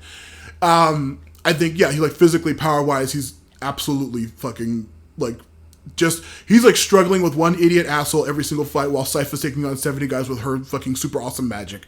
Or fucking Alucard's whipping up a billion guys with sword magic and transformations. He's just struggling with one guy in his fucking, like, I'm sorry to say, like, shitty whip. And then also, character plotline wise, I mean, that guy, he just, like he said, killers out of time. He's just there to kill the monster, and that never changes between season fucking 1, when he's introduced with those two guys they're joking about good fucking, but to all the way to fucking at the end of the things, all things when he's facing death. He's just he has a personality. He's like a roguish goof who like doesn't really care, but like he is just there. He's just a fucking merc there to kill the monster for the most part. Occasionally, partially invested because Sypha or Alucard is saying, "Don't you care about the people around you?" And he's like, "Sure, yeah, whatever," and he goes along with it. He never changes personality-wise. He, I guess, grows to like Sypha more, and that's about it. I don't think he was fascinating. I think he was like, all of his plot lines were incredibly boring, unfortunately. He was, like I said, like I said, for the past 3 seasons, he was just reacting. And even when they lampshaded it this season, he was still just fucking reacting. They weren't proactive, particularly, to me. And so, like, I understand one of the Belmonts are literally the most important people in this entire franchise. I think he was violently underutilized, powers-wise, story-wise, writing-wise. he was so like ancillary to everything else. Because if it was just Alucard and Sypha whooping ass through the series, caring about people, doing things, changing the world around them, actually giving a shit about any kind of adventure or mission or citizen in trouble, it would have been much better. Because like, yeah, Alucard's pathos and going from caring to not caring to caring to not caring. Fucking Sypha always giving a shit and always doing her best and just also being incredibly badass. Trevor just completely falls to this wayside. That's why he's my least favorite character of this whole show. So, yeah, I'm going to change it up a little bit. Because my least favorite character, surprisingly enough, is actually Lenore. Really? I like Lenore. Okay, yeah. Don't get me wrong. You didn't interrupt me, so yeah, you go ahead. Yeah. So, don't get me wrong. She was the main driving point to making sure that Hector stayed and made those night creatures. She master manipulator. I mean, after all, she's literally a diplomat. They have to be. And she did everything right in making sure Hector stayed in the castle. Maybe be like smacking him around that one time. But that was it.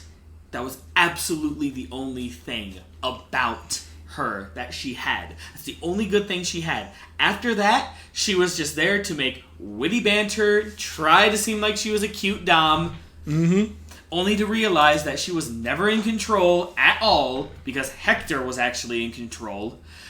And then just to be like, you know what? Fuck this shit, I'm out. Poof. I feel like she was underdeveloped, and they could have utilized her more. Hell, Striga and Morana had less screen time than Lenore, and yet they held more impact than Lenore did. Yeah, sure. It's kind of a flip-flop, where in Season 3, Lenore was the main focus, and then Lenore was just in Season 4. Yeah. But with Striga and Morana, yeah, they were just like, hi, we're here, we're a couple, and that was it. But then in Season 4, they actually brought up very interesting points. They weren't in it for that long. But they were still, I feel, a lot better than Lenore. I just feel like Lenore was not... I mean, she was written well, but not as well as she could have been written. As well as, she had so much potential that they did not use with her. And they could have done so much more with her, but all she was, the only point she had in this entire show was she had to make sure Hector stayed. Yeah. And she did it by fucking him. And that was it. The end. And that was it. Literally, the whole thing she had her whole worry about Season 4, like her in Season 4 and how important she was, yeah, that's exactly what happened. She did her job. And that's it, the end. Whatever, just do your fucking thing. Best character, there's no argument. You and I are in agreement. It's Isaac. Yeah. I mean, I honestly don't know what else to say. Yeah, because everything you said is pretty much everything I had to say and more about Isaac. Yeah. He literally, honestly, they could have made Castlevania, the first 2 seasons thing. They could have made the first 2 seasons it for Castlevania, and then make a spin-off series of seasons 3 and 4 without the Trevor and everyone else plotline, and just be about Isaac and Hector and that plotline. They could have done that, and it would have been fucking superb, because Castlevania would have ended, and it would have ended with, hey, Dracula's defeated. Because Castlevania. Yeah.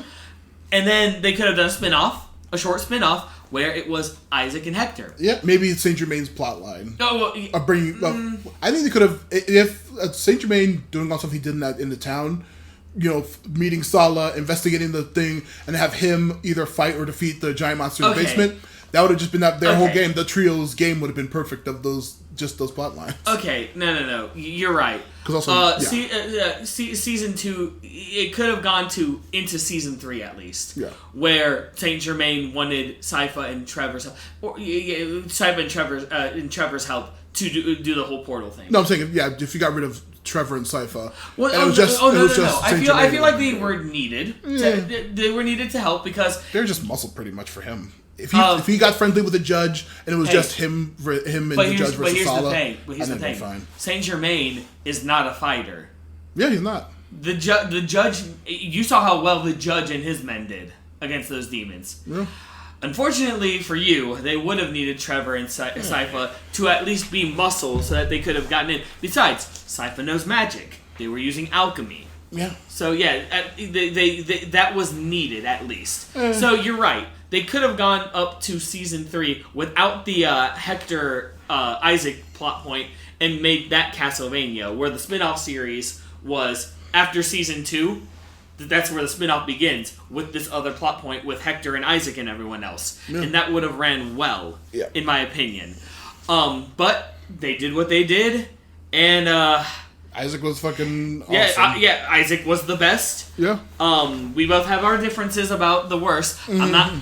I will agree. I'm not going to say that Trevor was utilized properly. All right, because after season 2, he literally had no purpose. Yeah, I was like, Lenore, she served her purpose in one season, and it was fascinating, but then she just was around. And that's all it was. It was fascinating for a brief moment. Yeah. And then, poof. And just like that, like an angel's kiss, gone. Yeah.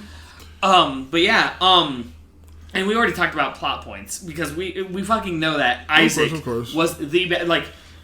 How to make a character right? You go with Isaac.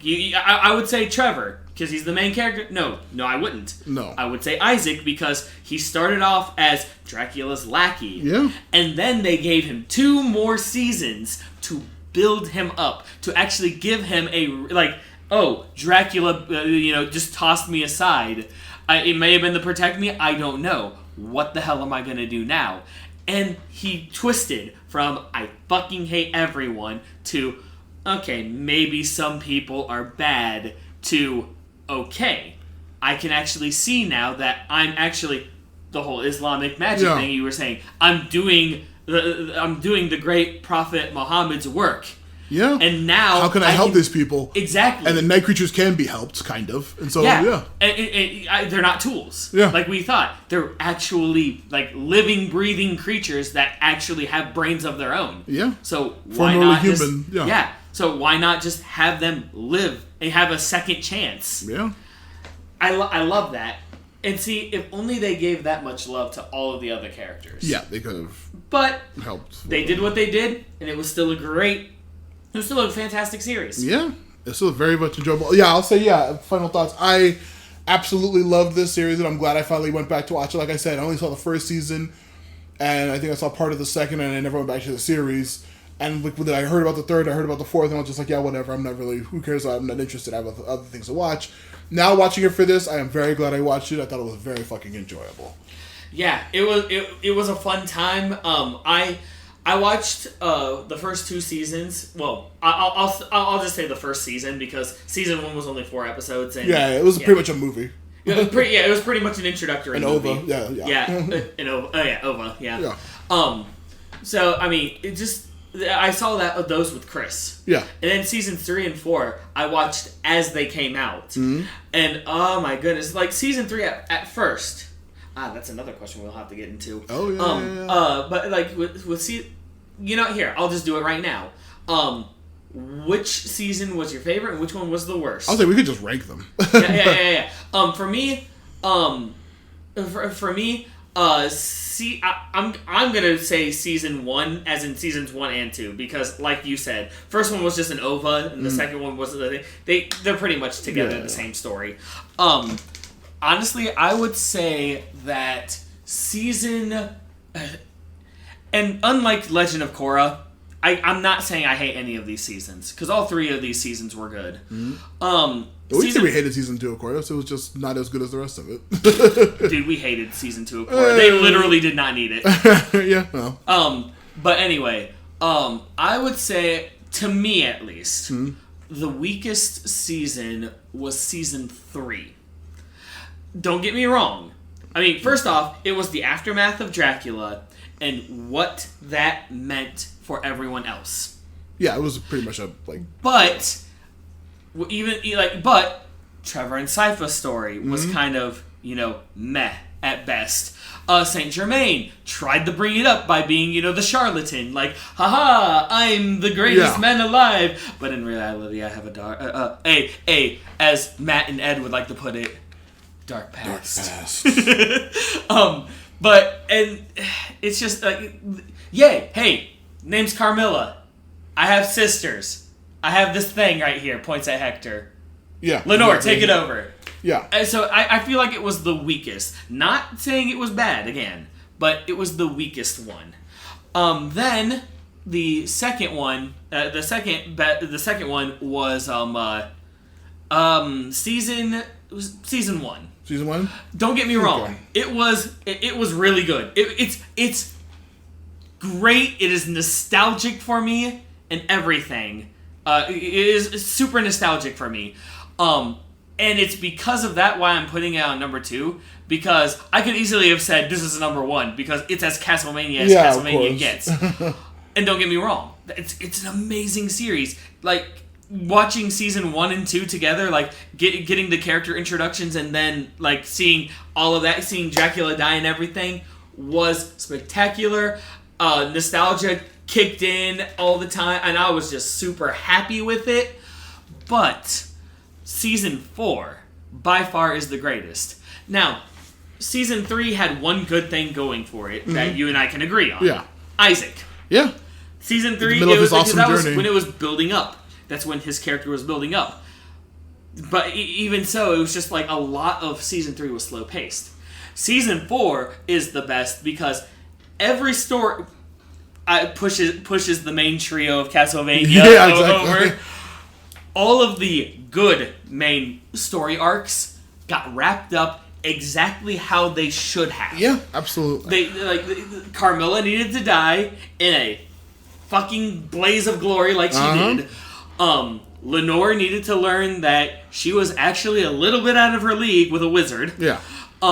Isaac needed to be like, hey, I'm not going to kill you because we don't need revenge. We also don't need Dracula. Yeah. How about that? How can I turn everything on his head some more? Yeah, exactly. Just insane development with that character. Yeah, and don't get me wrong, the inclusion of death and the inclusion of some wibbly-wobbly culty thing doing some kind of like, we need to resurrect Dracula was great. The concept was great for all of that. Hell, even the whole thing, like, where in Season 3, the Rebus was mentioned, and you see it's actually being utilized in the whole resurrection of Dracula, even that concept was great. Yeah.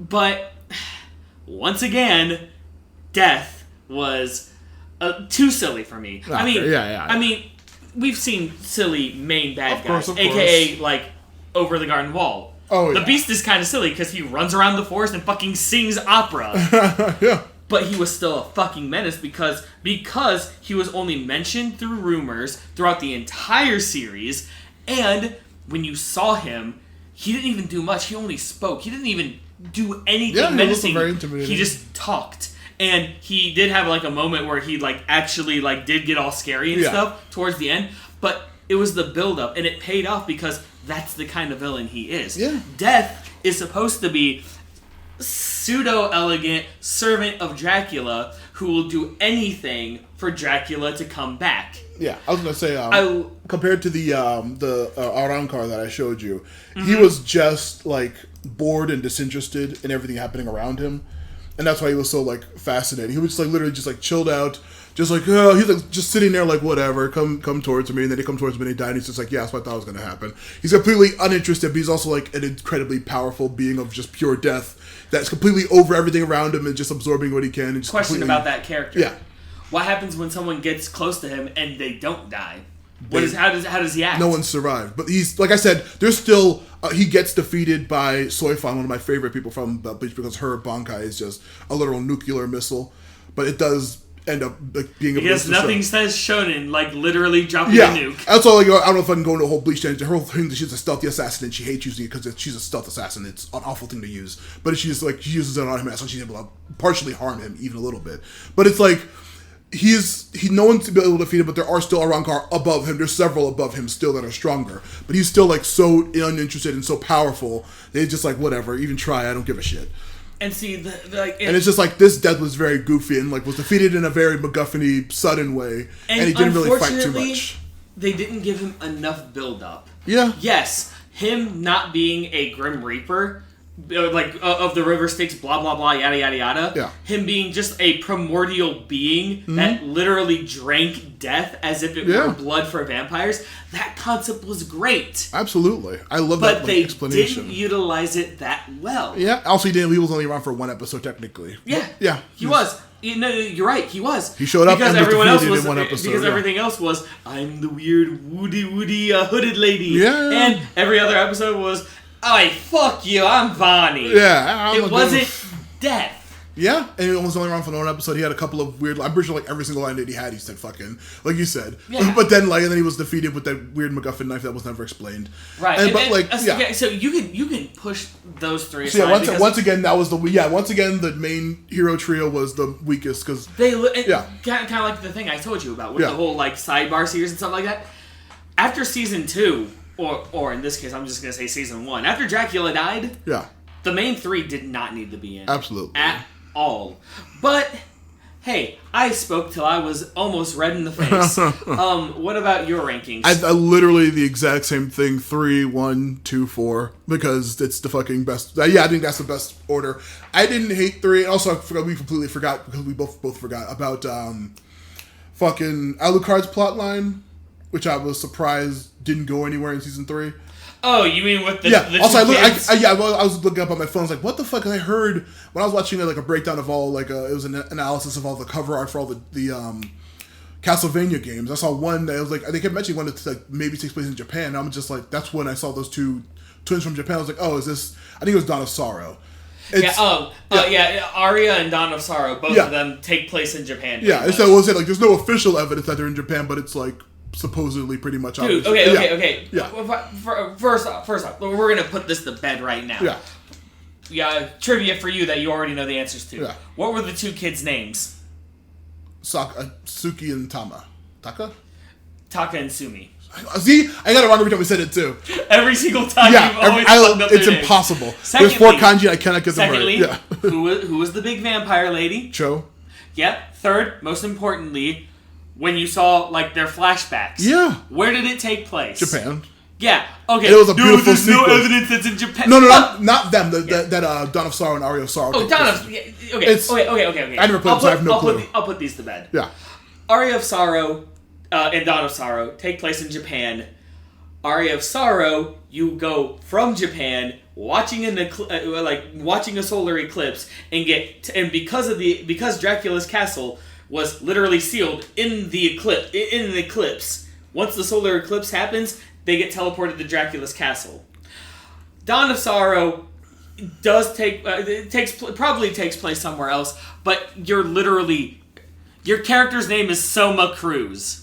And you are literally, your girlfriend is literally a Shinto shrine maiden. How does it not get more Japan? And by the way, one of the characters' names, which, by the way, I'm sorry, but Aria and Dawn of Sorrow have been out for how many years? So, warning, if you don't want any spoilers about that, then just skip to a certain time frame said, I don't know where. But anyway, but one of the characters' names, his name is Genya Arikado. Yeah, of course. Gee, I wonder who the fuck that is. Yeah, but go back to even say the Alucard's plot in season 3. I was really pulling for those twins to be important, to have some kind of effect on, like I said, Dawn and Aria apparently that take place in Japan in the future for Alucard.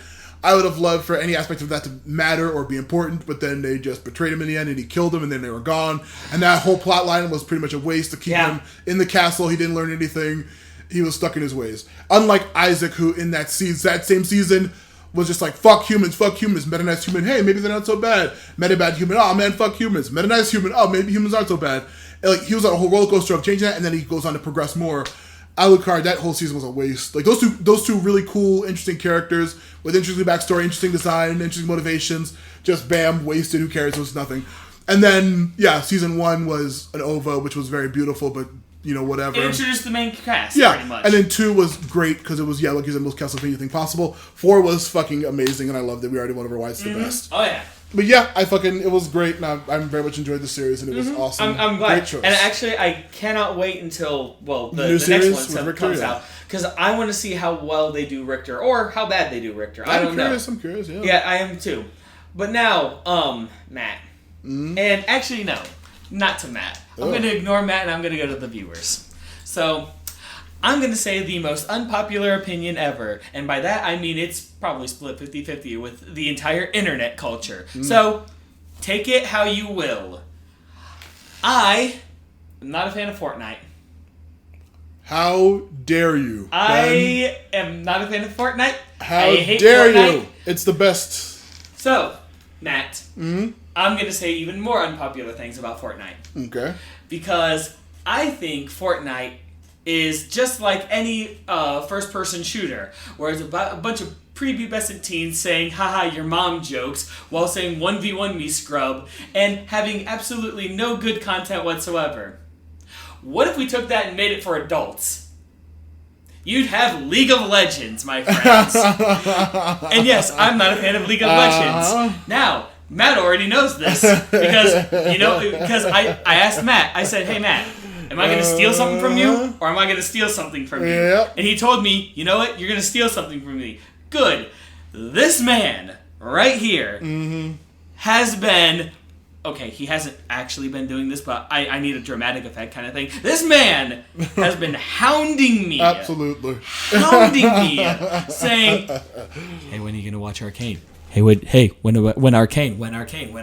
You know what, Matt? Now Arcane. Oh, fuck yes, dude. 9 episodes, if I remember correctly. Yes, there are 9. Each of them, pretty much each an hour long. Each 3 are like an arc. There's part 1, part 2, and part 3.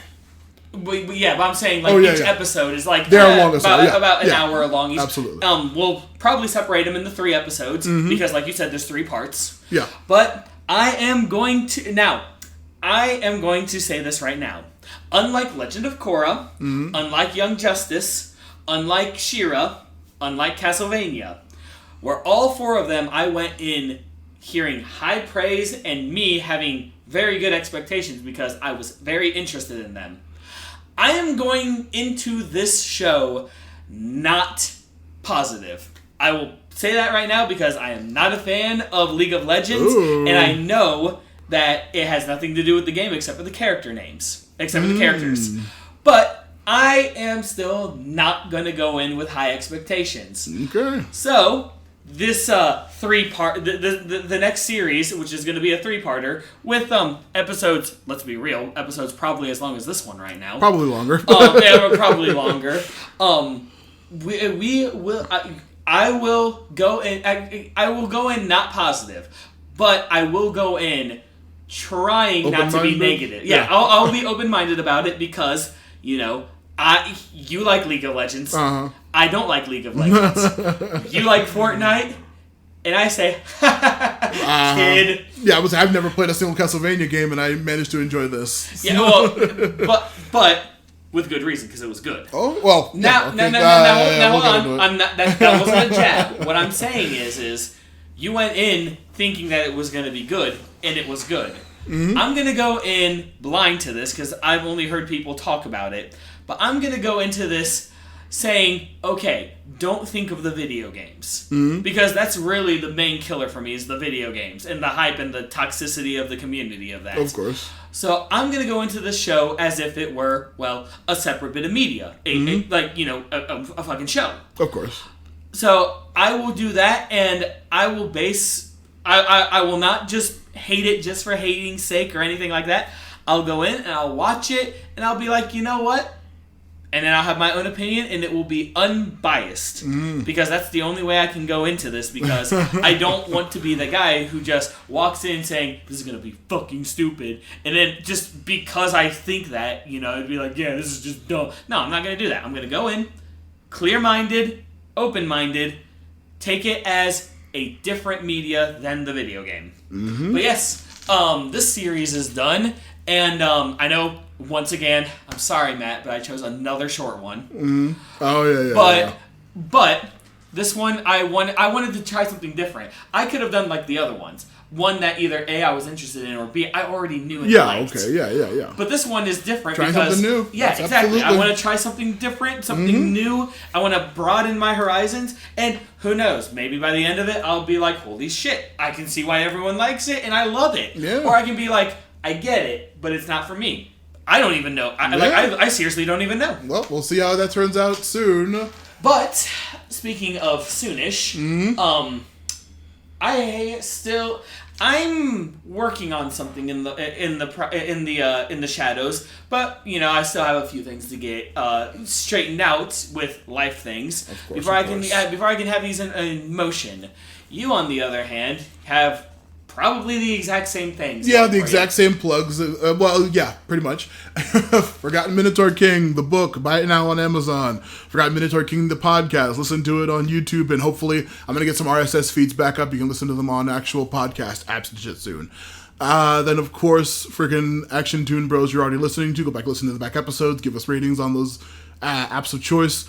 Fucking movie garbage. We're going strong, long-ass episodes about awful, dumb, bad movies, half of which that I hate. Let's see, what else is there? Matthew Lewis Podcast on Patreon, Matthew Lewis Podcast on Twitter, Matthew Lewis Podcast on YouTube. Those are plugs. I'm all good on plugs. Ready to pumped as hell to start this fucking show because I love how you mentioned Fortnite because, yeah, I recently fucking got some arcane skins on Fortnite from the show, so fuck yeah. This is the guy who said, hey Ben, look at this silly little video. Oh yeah. And it's fucking Beerus. We've mentioned it before, but every single time a Fortnite skin comes out, I either find a video of a dumb dance or I get the skin and I do the stupid dance, and then I just send it on Discord to Ben. Yeah, that's just this thing. And at this point, I just watched the funny video. But yeah. Well, this was, as the episode title said, this was quite a strange ride. It was a strange ride, but it was a very, very enjoyable one, and I loved it. Thanks for introducing me to the series, Ben. I appreciate it. Not a problem. I'm glad that I'm not the only one who can be like, oh, you're recommending something to me. I'm glad I can do the same. Absolutely. So, from us here at Action Toon Bros, as we always say to all y'all, yeah, keep it sleazy. I'm gonna try to keep it silent for a couple of minutes so we can get to 2:10. So how's your day been going back? I thought you said silent.